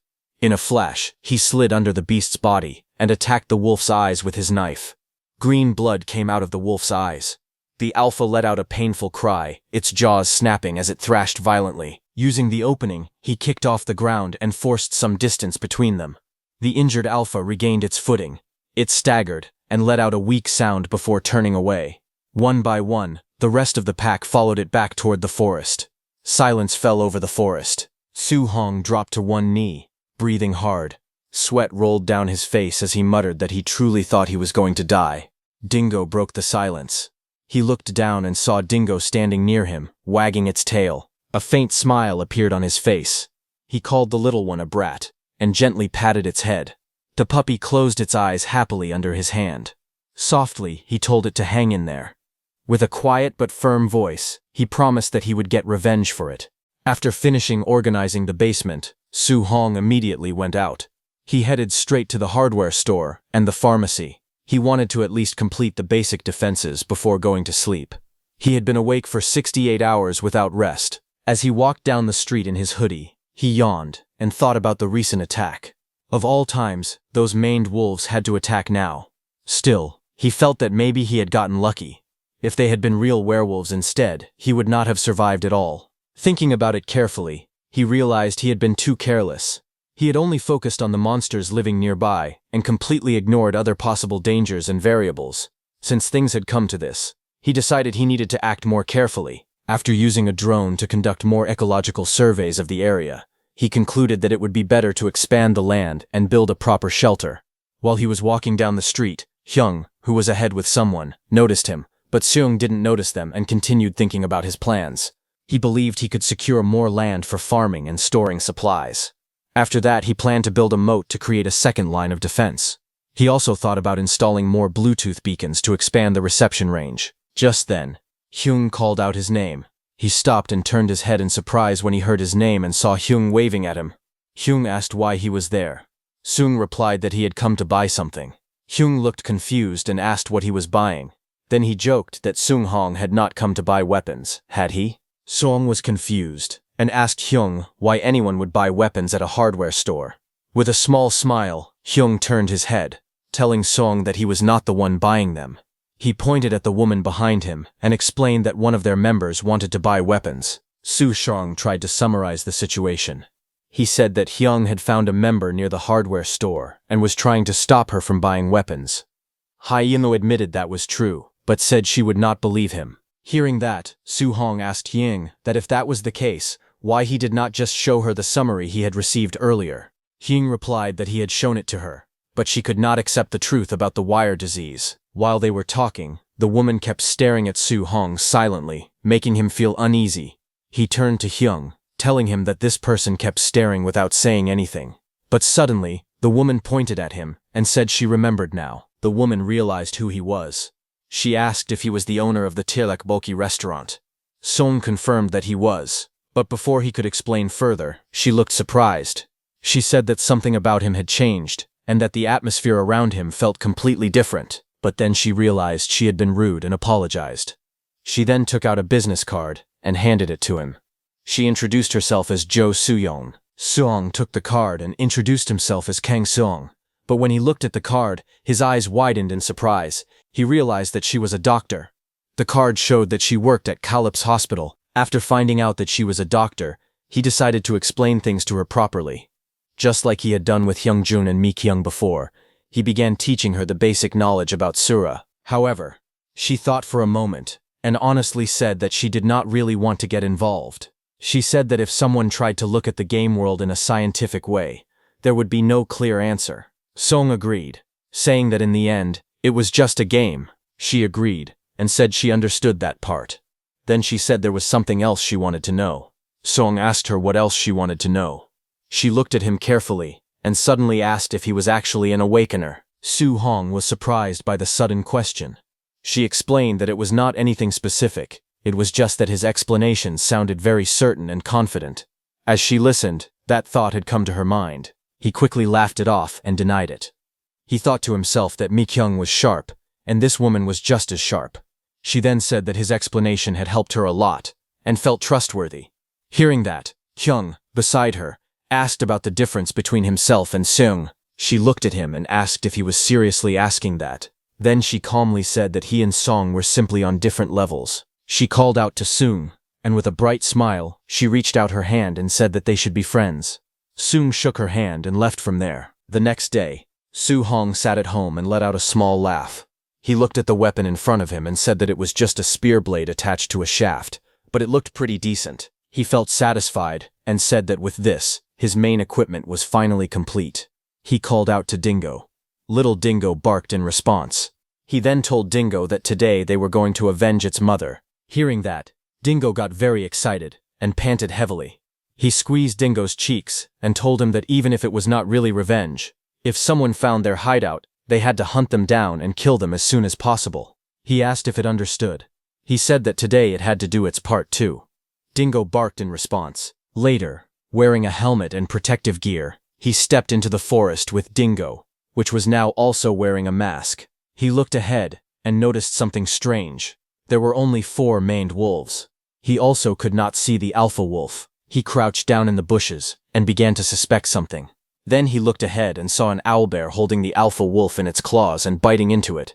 Not far away, several wolves were already lying dead on the ground. Seeing that, Song said that, as expected of their neighbor, as long as they did not get too close, that neighbor could still be considered reliable. Soo-hong knew that a manned wolf pack, without its alpha, was very easy to handle. It was as if they had lost their minds.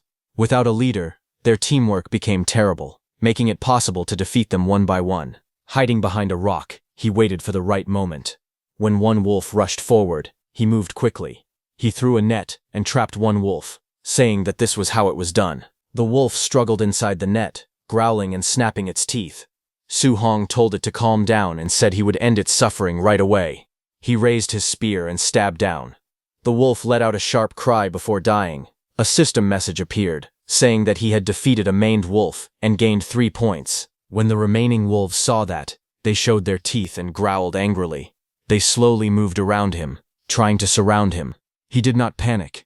He quickly ran to the side, moving past a large rock. The wolves roared loudly and rushed toward him at the same time. One wolf jumped high into the air, aiming straight for him, while another attacked from the side. But Soo-hong was ready. He raised a yellow spray can and sprayed it toward the attacking wolf. The wolf cried out in pain as the spray hit its face, but the other 2 wolves lunged at him from the side, growling and snapping their jaws. Soo-hong swung his spear in a fast, clean strike. The blade cut across a wolf's body, and it cried out in pain. Another wolf jumped at him from behind, its mouth wide open and teeth sharp. Before it could bite him, Dingo suddenly rushed in and slammed into the wolf, knocking it away. The wolf yelped as it was pushed back. Soo-hong praised little Dingo, saying that he would handle the rest. He stepped on the fallen wolf and killed it with his spear. A message appeared, saying that he had defeated a manned wolf and gained 3 points. Looking back, Su-hong said that from now on, he only needed to stab them to death. He continued fighting, striking down more wolves. More messages appeared, saying that he had defeated manned wolves and gained 3 points each. Finally, a message appeared, saying that he had reached level 5. As he removed his helmet, a new message appeared in front of him, saying that additional effects had been added to his trait. He looked confused and wondered what was happening.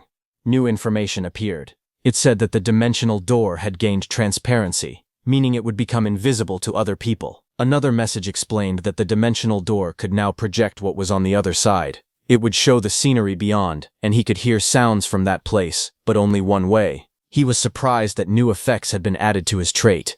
He decided to try it and told the system to open the dimensional door. A glowing blue door appeared in front of him. He stared at it in amazement. Through the door, he could clearly see inside his real-world house. He wondered if the transparency effect also worked on the other side. He looked at the glowing door and felt shocked. He thought it was insane. He had been worried about what would happen if a dungeon gate that looked like his dimensional door appeared in the future. But now, with this new effect, many of the problems were solved. It removed the inconvenient parts and covered many of the weaknesses. He realized that this effect appeared at level 5. That made him wonder if more additional effects would be unlocked at higher levels. He had never thought the level he ignored before would become so important. Now he understood that he could not miss the remaining omens. Before thinking too far ahead, he reminded himself that there was still a lot to do. For now, he needed to bury the wolves first. He stood in the forest, looking at the fallen manned wolves on the ground. 2 days passed after the subjugation of the fanged wolves. During those 2 days, Seong stayed busy with many tasks. First, he returned to the other world and carried out another ecological survey. Using a drone, he explored the surrounding area carefully. The results were reassuring. Within a radius of about 1 kilometer, he found only ordinary animals, birds, small mammals, and other wildlife lived peacefully in the area. After reviewing the information, he confirmed once again that there were no monsters nearby. Later, he received new information about a goblin nest located roughly 3 kilometers away. After examining the size of the settlement, he concluded that it probably contained hobgoblins as well. Taking on such a large nest with his current strength would be too dangerous. Once he felt confident that the area around him was safe, he decided it was time to begin his next project. Standing in an open area with a chainsaw resting on his shoulder, he smiled and asked if they should begin. Beside him, Dingo let out a reluctant cry, as if already guessing what kind of hard work was about to start. Over the next 2 days, he began transforming the hideout into a proper shelter. The first step was clearing the surrounding area. He cut down trees and removed bushes to create a large open space around the hideout. Soon, the dense forest around him was replaced by a flat clearing filled with tree stumps. With Dingo's help, he marked out a huge circular area nearly 30 meters in diameter. His plan was simple but effective. He wanted to build 2 layers of circular barbed wire fencing around the shelter and dig a moat outside the fence. After studying the layout, he decided the moat should be about 2 meters deep, so that it would work together with the barbed wire and make it much harder for enemies to approach. Throughout the entire project, he constantly monitored the real world through his dimensional door. Thanks to the new projection ability, he could watch events outside in real time without leaving the other world. While checking the news, he learned that the government had announced plans to begin investigating awakeners. The news made him even more cautious. At the same time, in the real world, he started gathering supplies for future construction. He visited a distant hardware store and purchased large amounts of materials. He also went to a major home improvement store and bought professional-grade tools and equipment needed for building and fortifying his shelter. On his way home, he stopped to check the hideout of Kim Chol-chun's group. From what he saw, the group seemed to be settling in and preparing for the future. To speed up his own preparations, he rented a motorcycle for transportation before the ordered equipment arrived. He also rented a small 008 mini excavator. Although it required some training to operate, it would make digging and construction much easier. Meanwhile, Jajakuni continued helping him with his poison experiments. Every day, he injected himself with small amounts of poison to build resistance. Over time, a large amount of paralytic poison accumulated. Eventually, he gathered enough of it to coat and use on weapons, giving him another useful tool for combat. Despite all the progress, he was feeling extremely frustrated. While browsing online, he came across a post from the My Rhythm community. The announcement excitedly revealed that they had recruited Survivor 1, a legendary player with over 4,500 hours of playtime. The moment Song saw the post, he froze in disbelief that Survivor 1 had joined. As he stared at the announcement, countless thoughts ran through his mind. He wondered if the Uido shootout, the government's strict control over the media, and even the president's decision to remain inside the official residence were really just coincidences. The more he thought about it, the less sense it made. At first, he had assumed that Survivor 1 would eventually work alongside the president. His reasoning was simple. Survivor 1 possessed knowledge about the precursor phenomena, making him someone the government would desperately want to cooperate with. In his imagination, Survivor 1, who was famous for collecting rare items, would have demanded a massive shelter in exchange for sharing information. Among all possible partners, the president was the person with the highest authority and the greatest ability to provide such resources. That was why he had believed Survivor 1 would choose to work with the government. But now that assumption was beginning to fall apart. The possibility that everything had been a bluff was growing stronger in his mind. Sitting in front of his computer, he frowned and thought carefully. If his theory was wrong, then another question appeared. Why would someone like My Dream do something like that? After thinking about it for a long time, he let out a sigh. The situation was confusing, but he knew that endlessly dwelling on it would not solve anything. He considered the possibility that Survivor 1 had truly joined My Dream's side.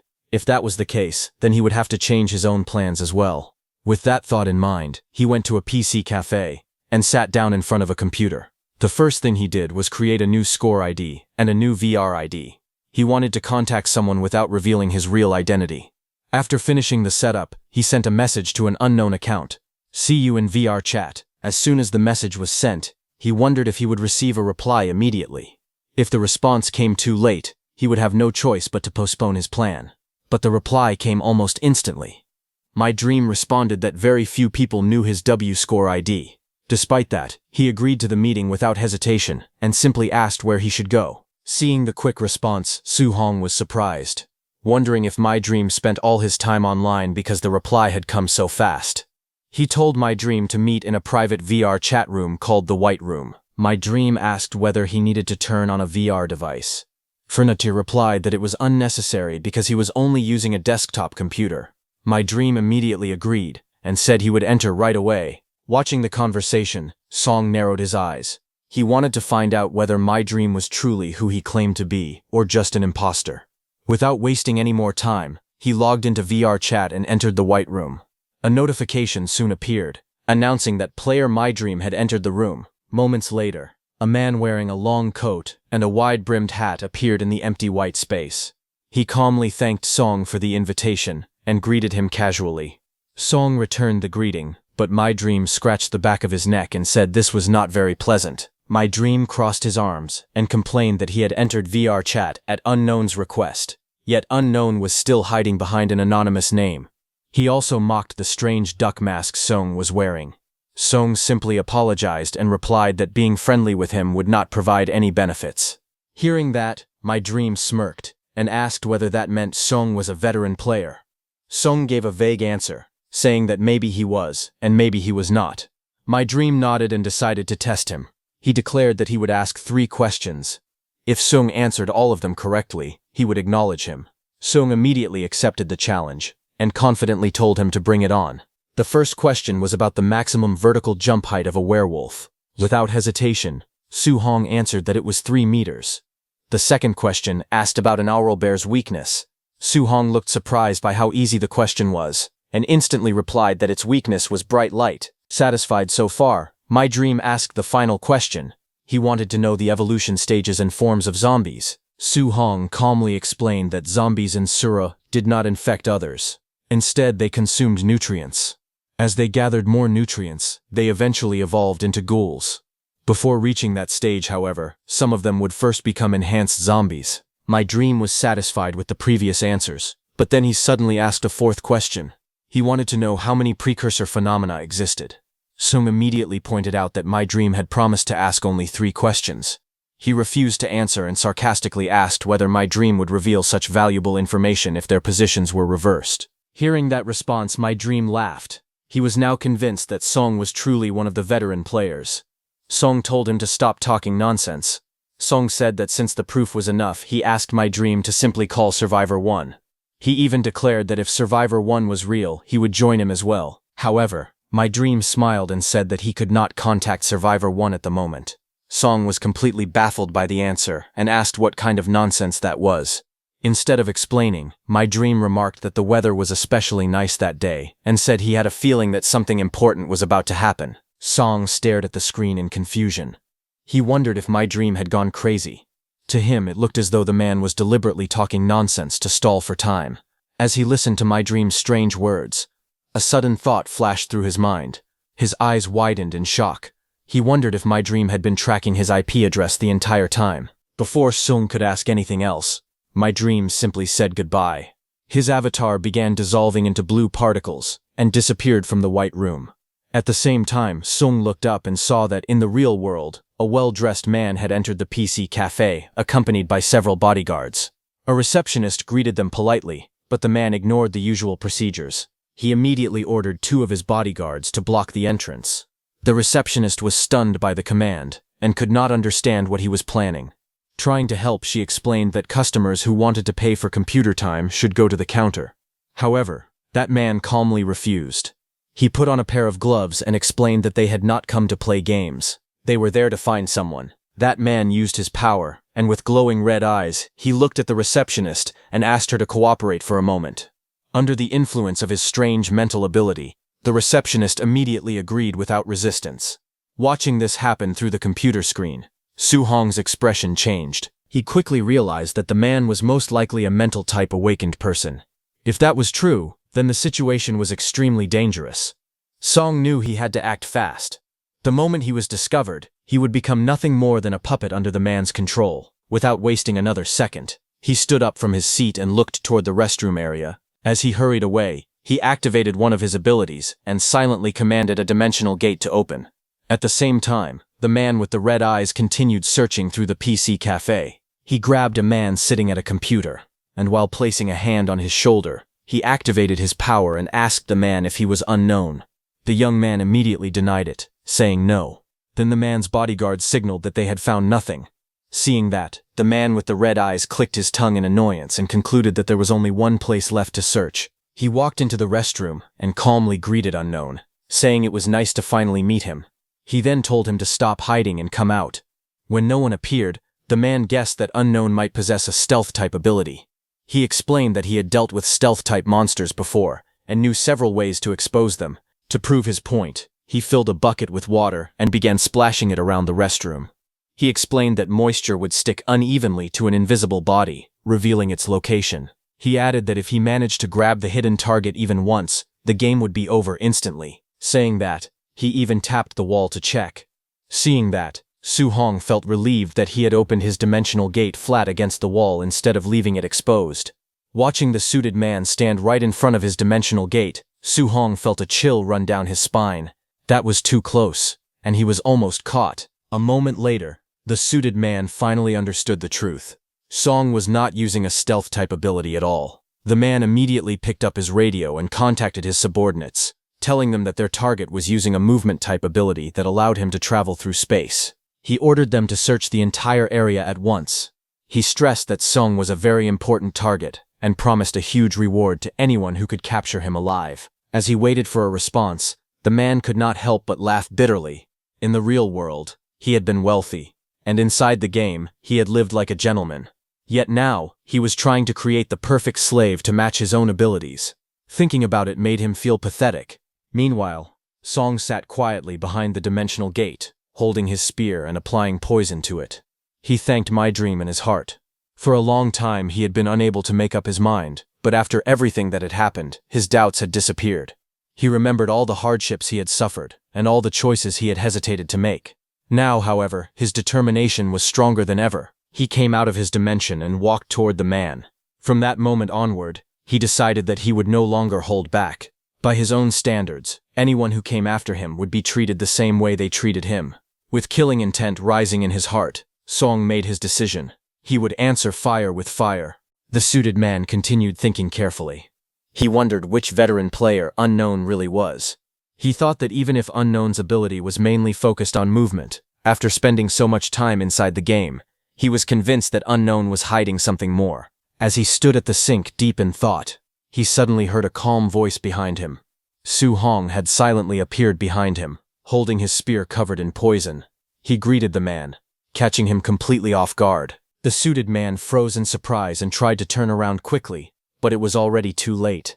Su Hong swung his spear with incredible speed. It sliced cleanly across the man's side, poisoning him.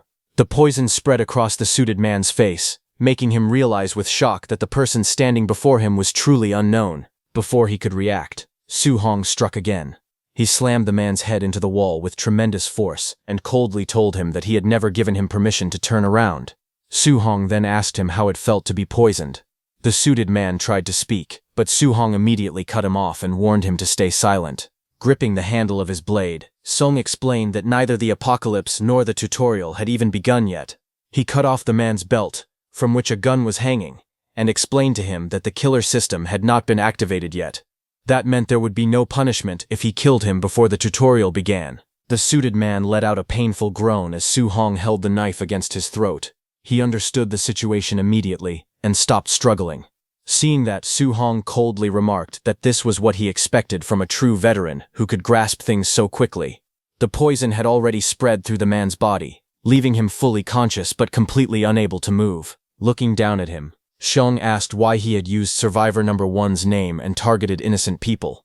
Xiong then mocked the man, saying that he no longer looked like a person, but more like a monster waiting to be looted. Saying that, Xiong started checking his pockets. Filled with fear and anger, the suited man could only curse at Song. Song took the man's revolver and coldly told him that this was the price for trying to deceive him and turn him into a slave. He raised the back of his knife and began hitting him. Song warned him that if they ever met again, he would not show any mercy. Then, before the man's subordinates could arrive, Xiong quietly slipped out of the PC cafe and returned home. Without wasting any time, he immediately entered the other world. Once there, he spread out everything he had taken from the man, including a pistol, a phone, a wallet, and an identification card. He decided that the first thing he needed to do was learn exactly who his enemy was. After checking the ID card, he discovered that the man's name was Kwon Kyung-jun, and that he was 38 years old. As he looked through the rest of the information, he learned that Kwon Kyung-jun owned a golf club and had built 3 underground bunkers using the club as his base. He also discovered that the man had been involved in numerous affairs with different women, revealing that his private life was just as corrupt as his actions. Sung continued reviewing Kwon Kyung-jun's information. He learned that Kwon possessed a special trait that became stronger the more he played the game. One of the abilities he had been testing was a powerful mind control skill. That was about all the useful information.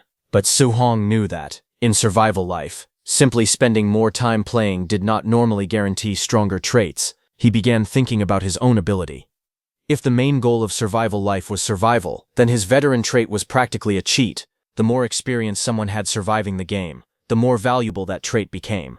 Until he encountered more veteran traits, he decided to treat this theory as the most likely explanation. While organizing his thoughts, Sung carefully attached the suppressor to the pistol. As he prepared his equipment, he reminded himself that the real apocalypse was drawing closer every day, just as it had in the game. One thing, however, he was completely certain about. Su Hong knew that becoming an awakened person naturally gave someone much better physical abilities than an ordinary human. Even so, he believed his recent training had also played a big part in improving his skills. He raised the suppressed pistol and fired several practice shots. The bullets struck the targets with impressive accuracy. Satisfied with the results, he reminded himself that next time he should also practice shooting without a loaded magazine so he could improve his handling skills even further. Just then, he noticed that his laptop screen was filled with notification alerts. Xiong frowned in confusion as alert after alert continued to appear.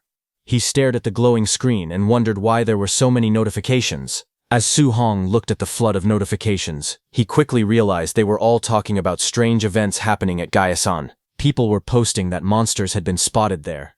Strange screams had echoed through the mountains. The sky had suddenly turned dark, and lightning had struck the area. Some even claimed to have seen goblins, while others said they had taken photos of creatures during their hike. The moment Su Hong read those messages, his expression turned serious. He immediately realized that the second omen had begun, just as it had in the game. Without wasting any time, he got into his car and sped toward Gyasan. While driving, he glanced at the dashboard and saw that it was already 10:30 at night. He cursed under his breath, knowing time was running out. He could not believe the second omen had appeared at Gaya-san of all places. As he continued driving, another notification popped up on his phone. It reported that goblins had been seen at Wangsan Reservoir and that the creatures had last been spotted there. Reading the update, Song immediately understood where he needed to go next. He drove as fast as he could toward Wangsan Reservoir. After reaching the area, he parked his car on the side of the road, grabbed his backpack, and entered the forest with Dingo by his side. He told little Dingo that they were now on a goblin hunting mission. Dingo barked happily, ready to help. Su Hong had rushed up the mountain for two important reasons. First, he knew that such a huge disturbance would quickly attract the police, who would soon block off the entire area. Second, he remembered that goblins were wandering monsters. Before long, they would gather together and establish a temporary base under the command of a powerful hobgoblin leader. As Song and Dingo continued deeper into the forest, Song quietly called little Dingo and asked if he had picked up the scent of goblins. Dingo immediately barked in response, confirming that he had found something.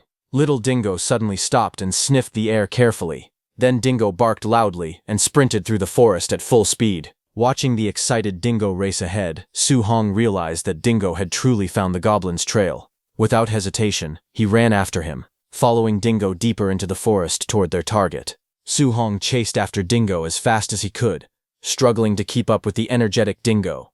Out of breath, he wondered if there was an easier path through the forest. But Dingo barked while looking ahead. When Su Hong looked ahead, he froze in shock.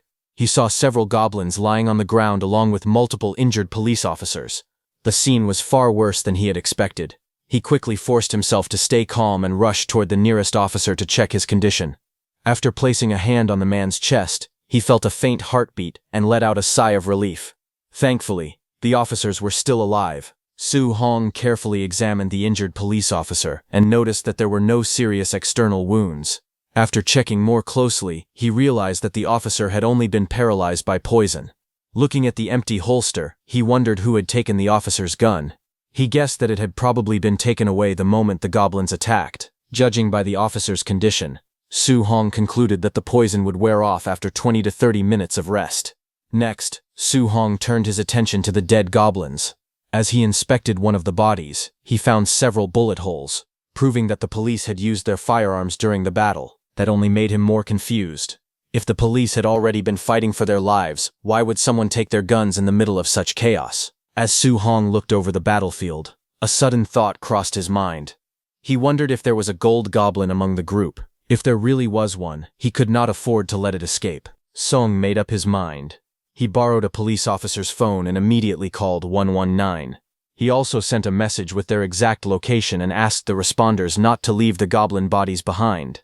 With monsters already spreading across social media, he realized there was no longer any way to hide their existence. Time was running out. Turning to little Dingo, Song told him that he was counting on him. Dingo barked confidently and continued leading the way deeper into the forest in search of the gold goblin. On the other hand, a goblin suddenly rushed forward and attacked with its club, but a man blocked it with his shield. As the man attacked, the goblin easily dodged and backed away. Then more goblins quickly surrounded him while laughing. The man turned to the person behind him and nervously asked if this plan was really necessary. He complained that he had not even awakened yet, so he should not be the one acting as the frontline tank. The man behind him calmly replied that it could not be helped. He explained that his awakened trait was telekinesis, but it needed some time to activate. As he focused his power, several large rocks floated into the air around him. He assured his companion not to worry, because he was ready to attack. That awakened man used his telekinesis and launched several floating rocks at the goblins. The stones struck the goblins one after another, making them scream in pain. He confidently told his companion that he would keep covering him. The man with the shield asked whether the rest of their party was really coming. The awakened man replied that they had definitely reached Gaya-san, but the steep mountain made it difficult for them to climb up quickly. Hearing that, the shield user asked if they should run away instead. The awakened man shook his head and told him to see the situation as an opportunity. He explained that these goblins behaved just like they did in the game. Since they did not have their main weapons, such as poisoned darts or spears, they were much less dangerous. As more goblins rushed toward them with wooden clubs, the awakened man continued pelting them with rocks while the shield user blocked the incoming attacks. The awakened man told his companion not to worry and to keep fighting. He explained that if they defeated the goblins there and caught the hobgoblin group that had split away, they would gain a huge advantage. He urged his companion to stop complaining and stay focused. As he continued controlling rocks with his telekinesis, one of the goblins suddenly threw its club. The flying weapon struck the awakened man in the head, making him curse in pain. His companion quickly asked if he was all right. The awakened man realized that even a small goblin had figured out a way to counter his ability. Injured and shaken, he wondered what they should do next as the remaining goblins slowly surrounded the two of them. As the goblins closed in from every direction, the shield user stood in front of his injured companion, with his shield raised, ready to protect him. Just as the goblins were about to strike, several arrows suddenly flew through the air. The arrows pierced straight through the goblins' heads, one after another, killing them instantly. The shield user stared at the fallen monsters in shock, unable to understand what had happened. He looked into the dark forest ahead, unable to understand where the arrows had come from. At that moment, Su Hong, who was inside his dimension gate, wondered if interfering had been a mistake since he already had problems of his own to deal with. But Su Hong calmly thought that he had paid a fair price for the information he had gained. Because of those people, he discovered that awakened users could not climb to that area. That also meant he could safely target a weakened group of goblins without worrying about interference. Realizing time was important, he decided that he needed to move quickly. He picked up a can of soda and prepared his strategy. His first step was simple: attract the goblins' attention and lure them toward him. From inside his dimension gate, he threw a rock at one of the goblins' heads to attract its attention. As he expected, the angry goblin rushed toward the gate to investigate the sound. It noticed the soda can lying on the ground, and while the goblin was distracted, Su Hong attacked with his spear. His plan was to wound them as much as possible without killing them, forcing them to scream in pain. He used the gate like a wall, attacking from one side while staying protected on the other. After each strike, he pulled the embedded spearhead back out to remove any physical evidence of his attacks. He knew that once the goblins cried out loudly enough, the highly intelligent hobgoblin leader would notice the disturbance and come to investigate. The hobgoblin leader noticed that one of its subordinates had collapsed. It immediately roared and ordered the remaining 3 goblins to surround the intruder. Just as he had expected, the frightened and anxious goblins charged straight at him together. Using the same move as before, he rushed into the middle of the group and swung his weapon in a single wide slash. The attack sliced through all 3 goblins at once, exactly as he had planned. Seeing that everything was going according to plan, Song stayed calm. Now, he only needed to deal with the hobgoblin leader's next move. But Su Hong suddenly noticed something strange.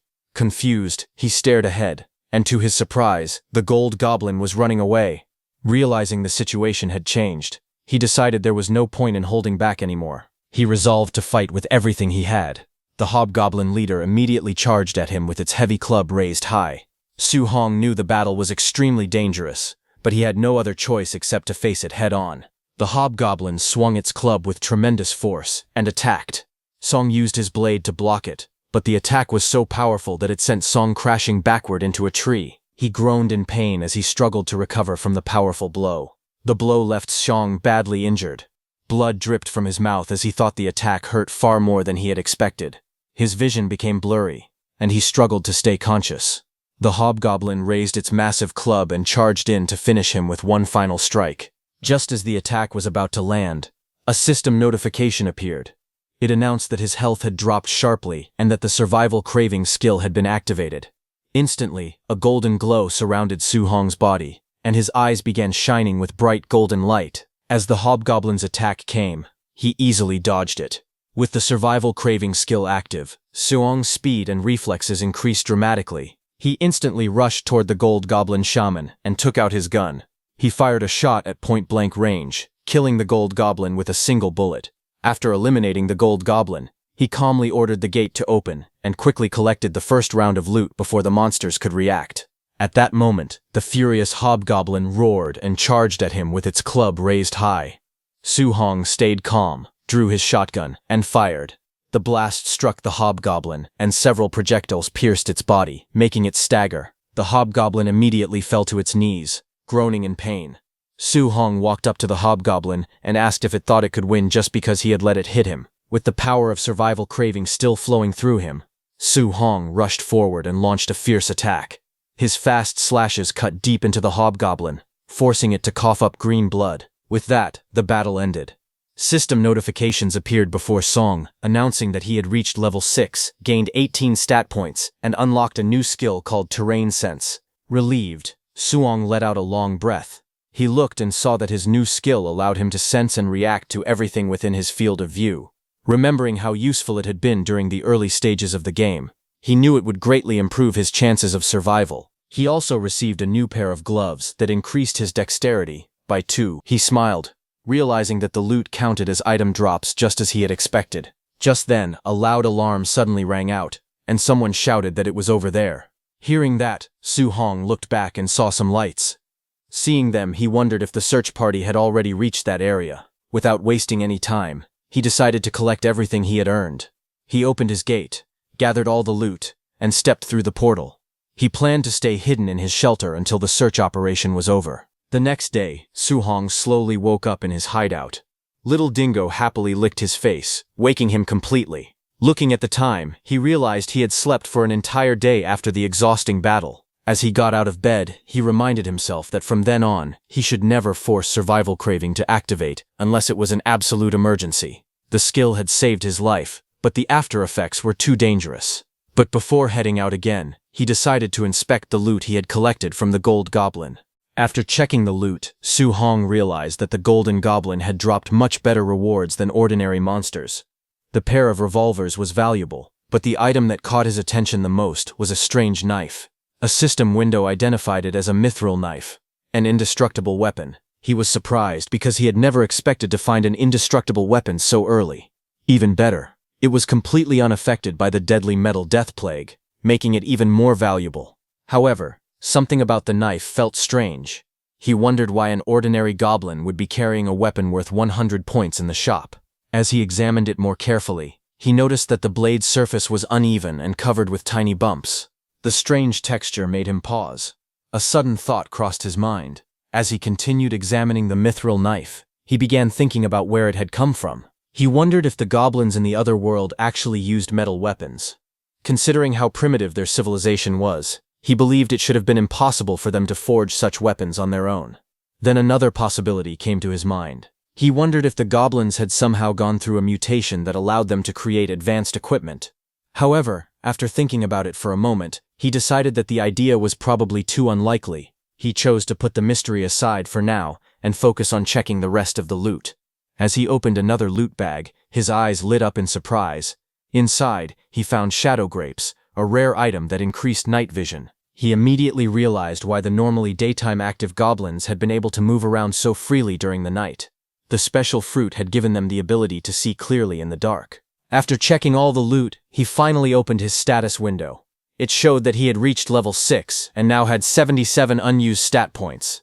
His health and strength had both increased to 12. His agility was 9. His dexterity had become 11, with an extra +2 bonus from his gloves, and his perception had reached 10 with another +2 bonus.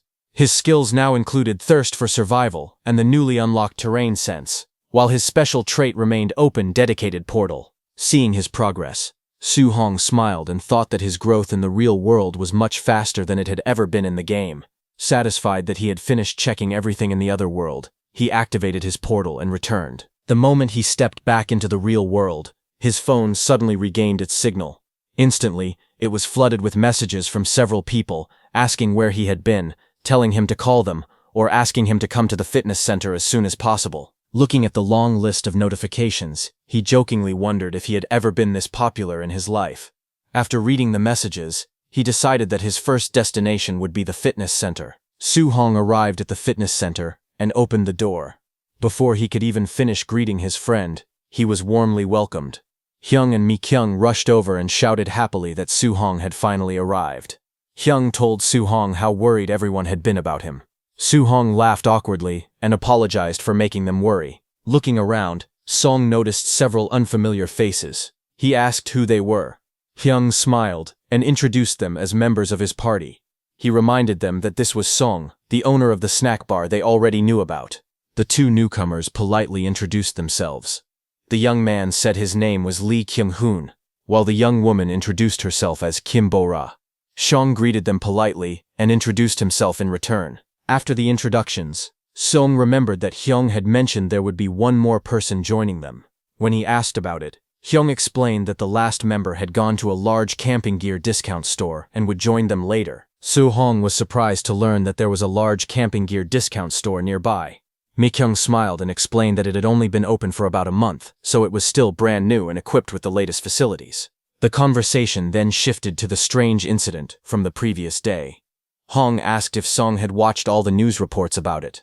Hong nodded and said that he had followed everything on MeTube.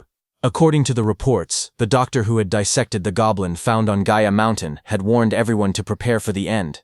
The news also revealed that President Jang Won-tak had called a National Security Council meeting. During the meeting, the government announced that it would track down the creator of Survival Life and seek the opinions of the Awakened to deal with the growing crisis. Hong asked Song what he planned to do next. Song looked confused and asked what he meant. Hong explained that since Song seemed to know so much about the current situation, he wanted to ask him for some advice. Before Song could answer, Lee Kyung-hoon interrupted and reminded everyone that he had already given them advice earlier. He insisted that goblins only gave points, and even if an Awakened defeated one, they would only gain 1 or 2 levels at most. Because of that, he believed the smartest choice was to keep stocking up on supplies instead of hunting monsters. Surin quietly listened to his explanation but was puzzled by what he was hearing. He wondered why Kyung-hoon was saying things that did not make sense. Suring then politely stopped him and said that his conclusion was wrong. However, before he could finish speaking, Kyung-hoon asked Sung if he had ever actually played Survival Life. Sung admitted that he had not. He explained that he had only read information from the game's community. Hearing that answer, Kyung-hoon looked at Sung with disgust and told him that relying too much on online communities was a bad idea. Just then, Kim Bo-ra spoke up. She said she had been wondering about something for a while. She asked what determined whether a person exposed to zombie spores would turn into a zombie or survive. She also wanted to know if there were any special conditions for becoming a zombie after being infected. Kyung-hoon confidently replied that anyone who had come into contact with an Awakened would be safe. Kim Bo-ra looked at him in confusion and asked what he meant. Kyung-hoon explained that he had awakened because he had played Survival Life. According to him, playing the game allowed him to make contact with the system. Because of that, he believed that anyone who had not awakened but had come into contact with him would also be protected from the zombie infection. Hearing that, Hong looked at him in silence, unable to believe his words, but only Kim Bo-ra felt that his reasoning made sense. Kim Bo-ra smiled and said that from now on, she would stay close to Kim-hoon because she believed he could keep everyone safe. Kim-hoon laughed confidently and told everyone to trust only him. Before the conversation could continue, Mi-kyung politely raised her hand and said she had a question. She asked whether he had managed to clear the tutorial because it looked extremely difficult. Kyung-hoon proudly told her not to worry because he would definitely protect everyone. Watching him act so confidently, Song silently wondered what was wrong with him. Soo-hong admitted that Kyung-hoon's theory sounded somewhat believable. However, he pointed out that there was still no proof that awakened people were completely immune to zombie spores. Thinking to himself, he felt that the situation was hopeless because Kyung-hoon was making claims without any evidence. Soo-hong then realized that Hyun had probably invited him there because he also did not trust Kyung-hoon's strange theories. Soo-hong stood up and said it was time for him to leave. Hyun asked why he was leaving so soon and suggested that he stay a little longer. Soo-hong calmly replied that he had other plans. In his mind, he thought that he did not like giving valuable information directly to someone like Kyung-hoon. Before leaving, he told the group that he would contact them again after finishing what he needed to do. After leaving the fitness club, Soo-hong walked through the streets while reviewing the best places to gather supplies before the metal death plague arrived. As he checked his list, he wondered if he should add the camping equipment store and remove the convenience store from his route. When Soo-hong arrived in front of his house, he found Cho Soo-yeon waiting for him. She greeted him warmly and explained that she had come because she wanted to give him something.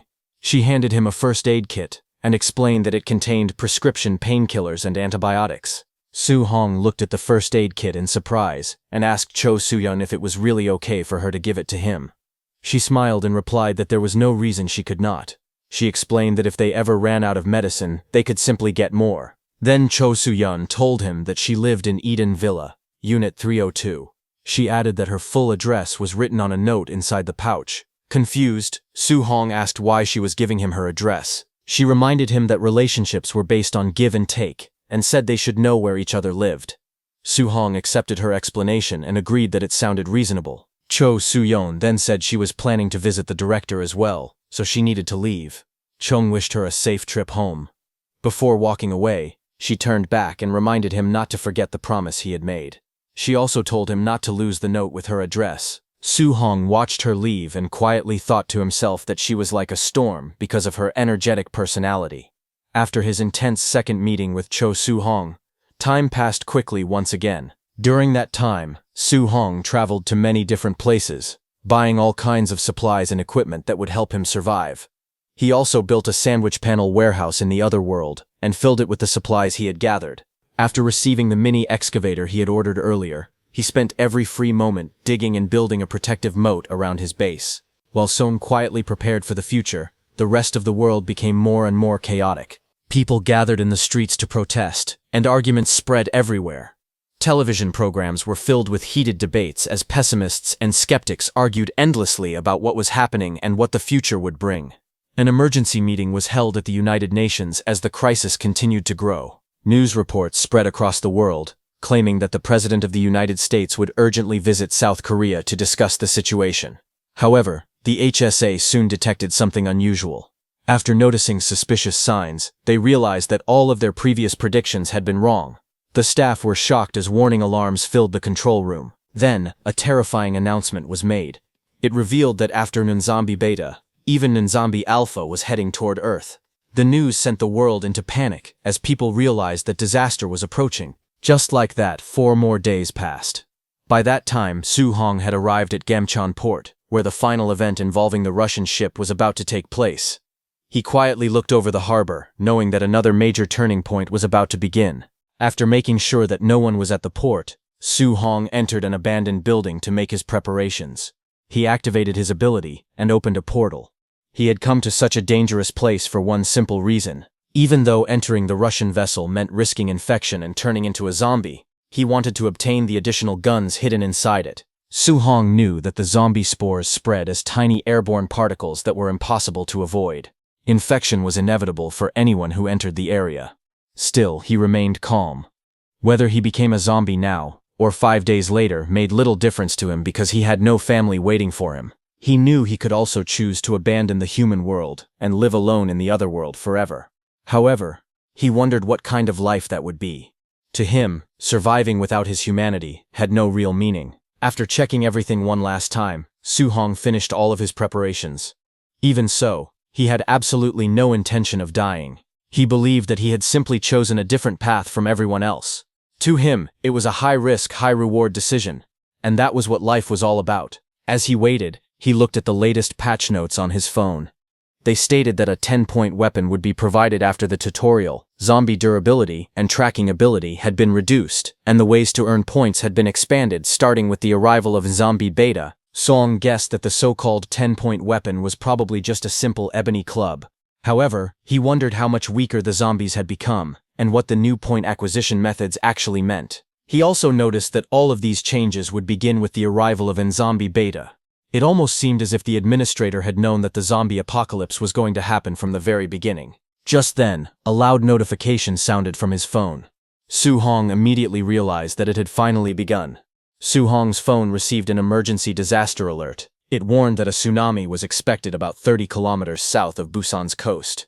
Another notification confirmed that Nzombie Beta had already struck the South Sea.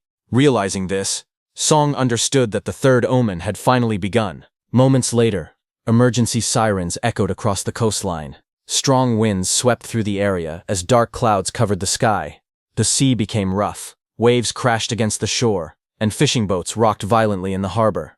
Just then, a massive wave suddenly lifted the huge Russian ship and pushed it toward the shore with incredible force. Seeing the terrifying tsunami, Su-hong cursed under his breath. Even though the zombie apocalypse had begun, he felt he would rather fight zombies or monsters than face a natural disaster like this. Looking through his binoculars at the giant ship, Su-hong could only feel helpless. The overwhelming power of nature reminded him how small humans truly were. Knowing there was nothing he could do about the tsunami, he looked at his boat and decided it was time to move before the situation became even more dangerous. Su-hong quickly put on his protective gear and rushed toward the ship with his boat.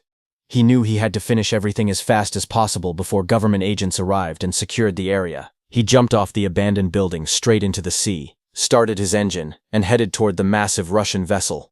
After reaching the ship, he tied a rope tightly to keep his boat in place. Seeing that everything was going according to his plan, he felt relieved. As he looked at the ship, he saw huge amounts of the zombie virus spread around it. Seeing this, Suong remembered Lee Kyung-hoon's prediction that awakened people wouldn't turn into zombies. Suong noticed that even after touching the strange green substance on the ship, he did not feel sick or uncomfortable. Relieved, he decided everything was fine, and continued climbing aboard. As soon as he reached the deck, he saw 2 zombies there. The zombies noticed him and slowly turned toward him while growling. Instead of panicking, Suong calmly greeted them as if meeting old acquaintances. He tightened his grip on his spiked club and shield, ready to fight. He already knew that the zombies in survival life were different from ordinary zombies. They did not simply spread a virus. According to the game's rules, they treated every living creature as prey and attacked anyone they saw without hesitation.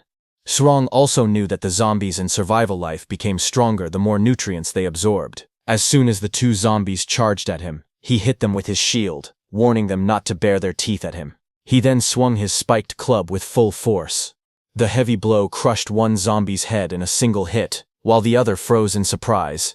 Suong quickly followed up with another powerful strike and finished it off as well. Looking at the 2 dead zombies, Suong was surprised by how weak they felt. He remembered that in the original game, even a steel weapon usually required 1 or 2 extra hits to kill a zombie. A system notification then appeared, informing him that he had earned 4 points from defeating them. Even so, Suong reminded himself not to become careless again like he had during his fight with the orcs. As an experienced player, he believed that making the same mistake twice was unacceptable. After defeating the first zombies, he looked ahead and was surprised to see even more zombies in all the rooms and filling the hallway. He decided to clear them out before continuing toward his real objective. Suong rushed into the hallway and swiftly attacked the zombies with his spiked club. One after another, he crushed their heads with powerful strikes. As each zombie fell, system notifications appeared, awarding him 2 points for every kill. After defeating the zombies, Suong quickly headed toward the wheelhouse, believing that was where he would find the pistol. But suddenly, a loud gunshot echoed through the ship. He immediately realized that someone else was still alive. He concluded that if it was an ordinary person, then that meant an unawakened person, without contact with an awakened, might be able to survive even if exposed to zombie spores. Wanting to confirm his theory and rescue the survivor, Shung changed direction and rushed toward the source of the gunshot while cutting down any zombies that blocked his path. However, when he finally reached the room, he was too late. The survivor was already dead, and the pistol lay beside the body. Feeling frustrated, Suong cursed under his breath. As he looked around, he noticed a blood-stained photograph of a young woman lying in the victim's hand. Suong looked at the dead survivor with sympathy. He knew his words would not bring the man back, but he quietly said that it probably would not be much comfort and closed the man's eyes. He thanked the survivor, collected the supplies, and silently left the room, leaving the survivor to rest in peace. As he walked away, he thought that tragedies like this would become common after the apocalypse. Even so, he knew there was no time to dwell on it. Suong knew that the apocalypse would force him to make difficult choices. He understood that there would be times when he might even have to kill other people just to survive. As he prepared his inflatable boat, he suddenly noticed another person speeding across the water in a similar boat. He was surprised and thought that someone else was just as obsessed with gathering supplies as he was. The 2 boats quickly passed each other at high speed. Suong watched the stranger for a moment but did not stop. He decided to treat the unexpected meeting as good practice for traveling across the flooded city. Suong believed that pretending to be righteous while avoiding difficult choices was nothing more than disgusting hypocrisy. The next morning at dawn, he checked the latest news. The headlines demanded to know where the developer of Survival Life had gone while the zombie outbreak continued to spread. Seeing the situation unfold exactly as he expected, Suong decided that it was finally time to contact the government's emergency response headquarters. As he watched the president respond quickly after receiving proof of the zombie outbreak, Suong became even more certain. He realized that the president's way of thinking was very similar to his own. Satisfied, Suong decided to complete the final step of his plan. Since he was going to contact the authorities anyway, he also planned to provide them with as much useful information as possible to help them deal with the apocalypse. Suong called the countermeasures headquarters. The administrator, Lee Woo-boom, answered the phone and introduced himself. Without wasting any time, Suong told him that he knew the exact time when D-Day would begin. Lee Woo-boom was startled and asked him to reveal his caller ID first. Instead of answering, Song asked if the hobgoblin had a gunshot wound on its shoulder. Hearing that, Li Wu-boom was shocked and realized it was Song who had killed the hobgoblin. Before he could ask more questions, Su Hong calmly said that he did not intend to stay on the phone for long. Su Hong then revealed the exact date and time of D-Day. He said that it would begin on July 20th at 1:00 p.m. He also told Li Wu-boom that a package would arrive later that afternoon, and instructed him to make good use of it. After delivering all the information, Su Hong wished Li Wu-boom and the government the best of luck before ending the call. Su Hong was impressed by how quickly the president had acted after receiving proof of the zombie outbreak. Looking through social media, he saw countless posts from people reporting that soldiers had suddenly appeared across the country. Some said military police had entered broadcasting stations, while others claimed industrial complexes had been secured. There were even rumors that power plants would be shut down soon, and that electricity and internet services might be cut off. Song Hong knew that information on social media was not always completely reliable, but it still gave him a general idea of what was happening. Soon a nationwide emergency announcement began. The government instructed everyone to secure enough food and water for 4 days before evening and to return home to their families immediately. It also ordered all businesses to stop operating and told people to remain at home. The announcement added that a full briefing about the current situation would be given at around 9 a.m. on July 20th. Watching everything unfold, Su Hong thought the government's response was almost perfect. In fact, he even regretted not contacting them sooner because they had reacted so quickly and decisively. After seeing how efficiently the government had responded, Su Hong sighed with mixed feelings. He admitted to himself that if he had known they would handle the crisis so well, he might have taken a greater risk by using his special trait from the very beginning. However, he quickly rejected that thought. He reminded himself that even if he had acted earlier, the disaster itself could not have been prevented. There was no point dwelling on what-ifs. He then recalled the promise he had made to himself on the day everything began. He was not a hero who could save the world. He was simply an ordinary person trying to survive while helping others whenever he could. Since the lockdown prevented him from doing anything more in the real world, Song Ho decided to remain in the other world for a longer time and continue preparing there. By D3, he focused on digging the remaining section of the moat around his shelter. After working for a while, he estimated that, even at his current pace, it would still take a few more days to finish the entire moat. After finishing the moat, Su Hong organized all the videos he had collected over time. He sorted them carefully, putting the wild animal cooking videos in one place and the basic farming guides in another, so they would be easy to find later. On D2, Su Hong Ho went scouting through the forest with Dingo. During their search, they made an exciting discovery. He found a strange solar apple and learned that it could grow in just 1 month. Delighted by the find, he wondered if the entire forest might be magically fertile and decided to investigate further before reaching a conclusion. On D1, however, an unexpected problem appeared. While checking the food storage inside his shelter, Su Hong Ho noticed that 2 sweet potato jellies were missing. As he looked around, he also found a shriveled grape lying on the floor. Holding it in his hand, he frowned in confusion. Unable to understand how the food had disappeared or why the grape had dried up, Su Hong looked at Dingo and asked if he had eaten the missing food.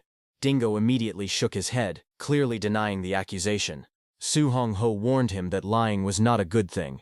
In response, Dingo flopped onto the floor and whimpered pitifully, insisting that he was innocent. Watching Dingo's reaction, Su Hong Ho thought that it did not seem to be Dingo.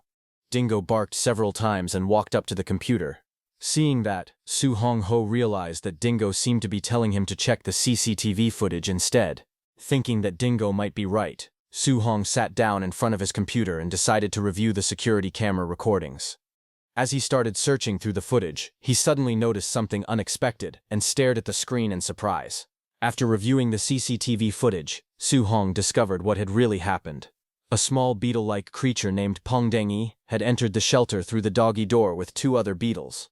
Instead of stealing the food, Pongdengi had politely left a shriveled grape as payment before taking 2 sweet potato jellies. Watching the recording, Su Hong was amazed. He could not believe the little creature understood the idea of trading. It even behaved as if it were self-aware, which made him wonder just how intelligent it really was. Su Hong wanted to find Pongdengi immediately, but he knew he could not. There were more important things to deal with first. He decided to lock the doggy door for the time being, so that no more unexpected visitors could enter the shelter. After securing the entrance, Su-hong reminded himself that guests would be arriving that day. With everything prepared, he opened a portal and returned home. After a few hours, everyone arrived. Shong-ho thanked everyone for taking the time to come. Even though the city was under lockdown, everyone had still gathered as planned. As he looked around the room, Shong-ho noticed an unfamiliar young man. Curious, he asked who he was. Hyung explained that the young man was the last member of their gym group, and that he had brought him along so everyone could meet him. The young man nervously introduced himself as Yu Hyun. He explained that he had also awakened, but he had turned off the game almost immediately, so he did not know much about the current situation. However, he added that he was an electrical engineering student, and was confident in anything related to engineering. Hearing that, Shong-ho was pleased. He thought that an engineering student would be a valuable addition to their group. Su-hong-ho then introduced himself, saying that his name was Kang Song-ho, and that he was still an unawakened person. Yo Hyun shook his hand and said he had already heard a lot about Song-ho from the director. He politely asked Song-ho to treat him like a younger brother and speak comfortably with him. After that, Song-ho suggested ending the introductions there to save time. He then proposed that everyone share whatever information they knew, so the group could better understand the situation together. Song-ho asked Hyung to speak first. Surprised, Hyung pointed at himself and asked if Song-ho really meant him. Then Hyung explained that he had been talking to his ex-wife on the phone when the call suddenly disconnected. Worried about his daughter, he immediately drove to his ex-wife's house to check if they were safe. On his way back, he noticed that the highway had been blocked by military barricades. Soldiers had sealed off the road and were stopping anyone from passing through. Later, he learned from other people that the government was evacuating everyone living near the Ulsan petrochemical complex because the area had become dangerous. Su-hong then asked Miss Su-xian to share what she knew. Su-xian explained that she had been with her party members before coming there. She said she only had one useful piece of information. According to what she had seen, a large emergency shelter had been built inside the Citizens Park. Hong looked surprised and asked if something like that was really possible. Su-hong nodded and admitted that it was hard to believe. Even though she had seen the shelter with her own eyes, she still found it difficult to accept. Next, Su-hong asked Miss Mi-kyung to speak. Mi-kyung explained that she had overheard an important conversation while she was at the supermarket with Yu Hyun. She said people were saying that several high-ranking government officials, who had opposed the president's decision, had been detained. After hearing everyone's information, Su-hong quietly nodded. He thought that the information they had gathered was actually quite useful, and much better than he had expected. Su-hong-ho thought that he already knew the apocalypse was coming, and understood the president's intentions. However, he still had a reason for asking everyone to share the information they knew. He believed that if he wanted people to understand and trust him, he first needed enough evidence and information to support his words. Although revealing that he was a veteran player would have convinced everyone immediately, he decided not to do that, because he had his own plan, and wanted to handle things in the proper order. After everyone finished speaking, Su-hong calmly asked them to listen without panicking. He explained that based on all the information they had gathered, it seemed the president wanted the apocalypse to happen in an orderly and controlled way. The others were shocked and asked what he meant by that. Song-ho then pointed out something strange. He reminded them that mysterious restrictions had already begun on the afternoon of July 16th, even before the apocalypse had fully started. Song-ho explained that all government facilities had been shut down for 4 days. He then asked everyone why the government would suddenly make such a decision. Su-yeon quickly realized the answer. She said that it could only mean the apocalypse was coming soon. Song-ho nodded and confirmed her guess. He explained that the government had most likely discovered the exact date the apocalypse would begin and had already taken action. Based on the lockdown schedule, he concluded that the apocalypse would start on July 20th, the day the lockdown was set to end. Hearing this, Yu Hyun panicked. He immediately stood up and said he needed to go to his family. However, Song-ho firmly stopped him and told him to calm down. Song-ho then said he would finally explain the real reason he had gathered everyone there. He placed several documents on the table and revealed that he wanted to share a detailed survival strategy guide along with important information that would help them survive the coming apocalypse. Surprised, Hong asked Song-ho how he knew so much about the coming apocalypse.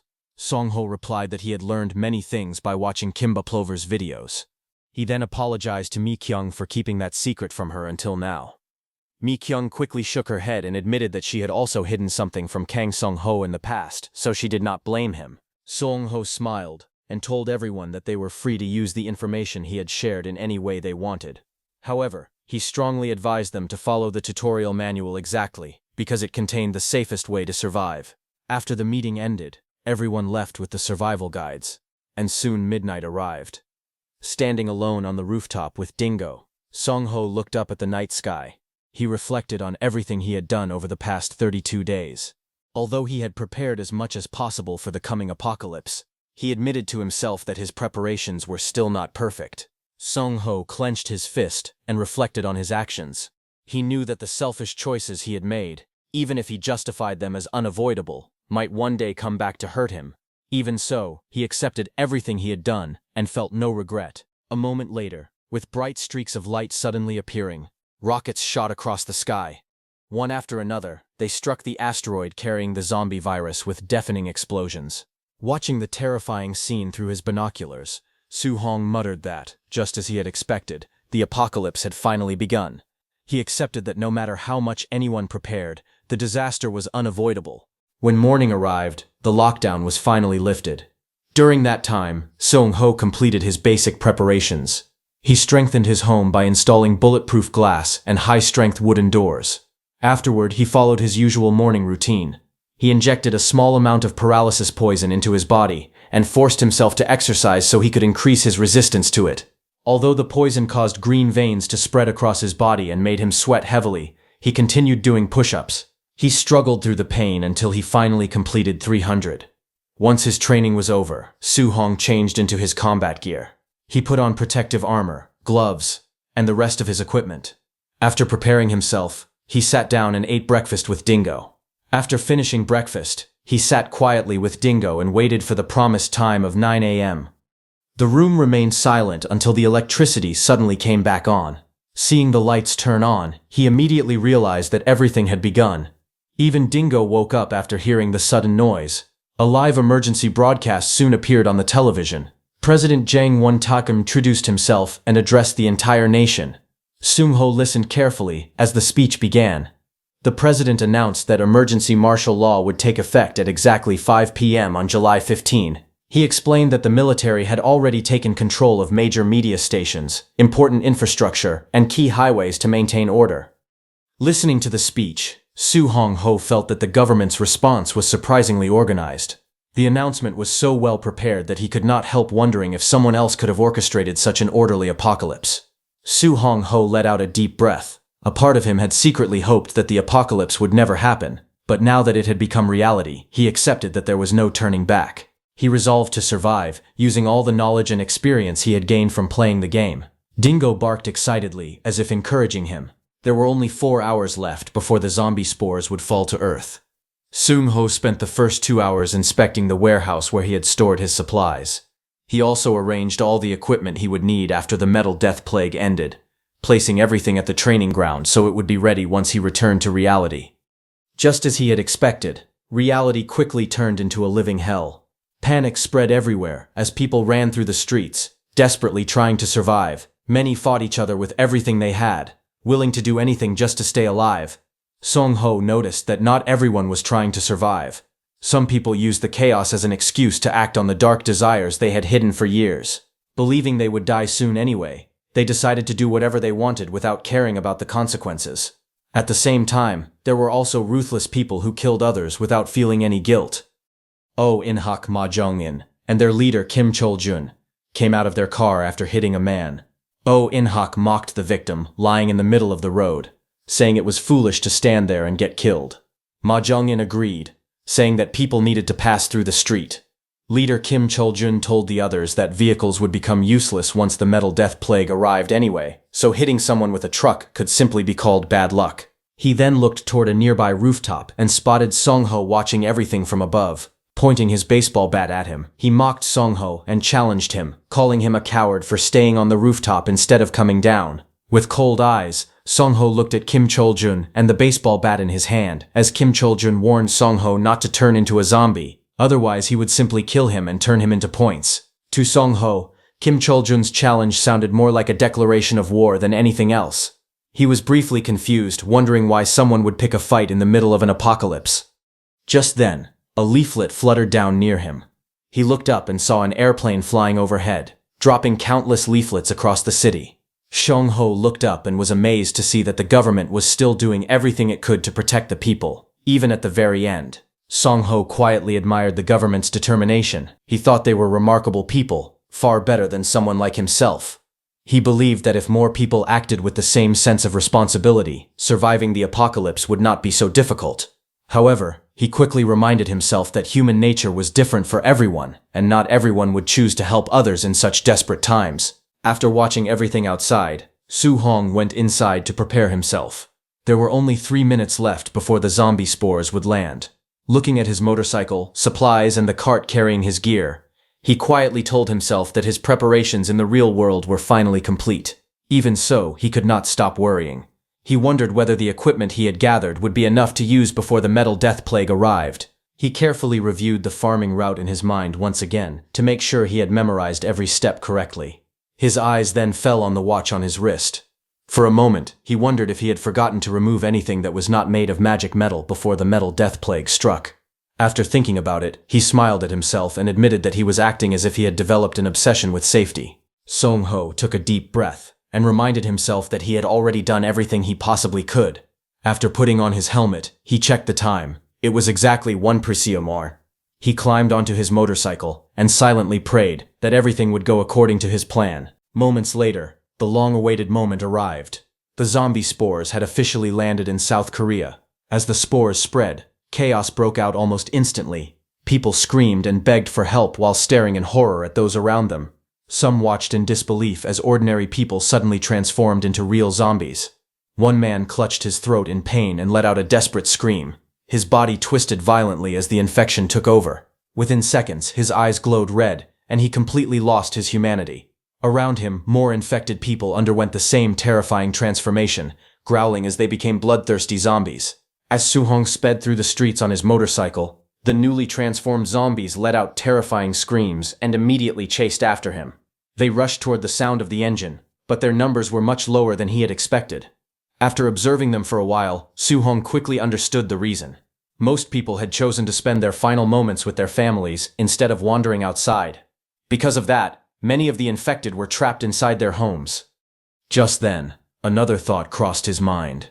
He wondered if there were still people who had not yet turned into zombies. Looking into his motorcycle's rearview mirror, he searched the streets carefully. Song-ho decided that it was actually better if there were fewer survivors outside for the time being. While he was gathering resources, other people would only slow him down and get in his way. He quickly rode through the empty streets until he arrived at a pharmacy. Seeing that the metal shutter had not been pulled down, he quietly remarked that he had been lucky. Without wasting any time, Su-hong grabbed the hammer from his trailer and smashed the glass door with a powerful swing. The glass shattered instantly, clearing the way inside. He immediately raised his hand and activated his portal. Ready to collect everything he needed, he stepped inside without hesitation. Su-hong-ho knew he had to move as quickly as possible. The zombie spores needed time before they completely took control of the infected, so he planned to use that short window wisely. If he finished looting the hardware store before then, he could avoid many unnecessary fights. Inside the pharmacy, he rapidly grabbed medicine and supplies, throwing everything into his portal without wasting a second. As bottles of medicine flew into the portal, Dingo, sleeping inside, woke up in shock and stared at the strange sight in confusion. Before it could react, more and more medicine came through the portal, causing the frightened Dingo to tumble over as well. With this, Song-ho finished collecting everything from the pharmacy.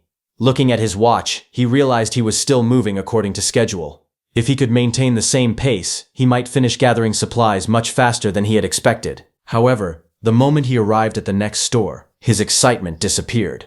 The entrance was protected by a heavy double security shutter. Fortunately, Su-hong-ho had already considered that possibility. Expecting some stores to have extra security, he had brought an oxygen cutter with him. He ignited the cutter and started cutting through the metal shutter.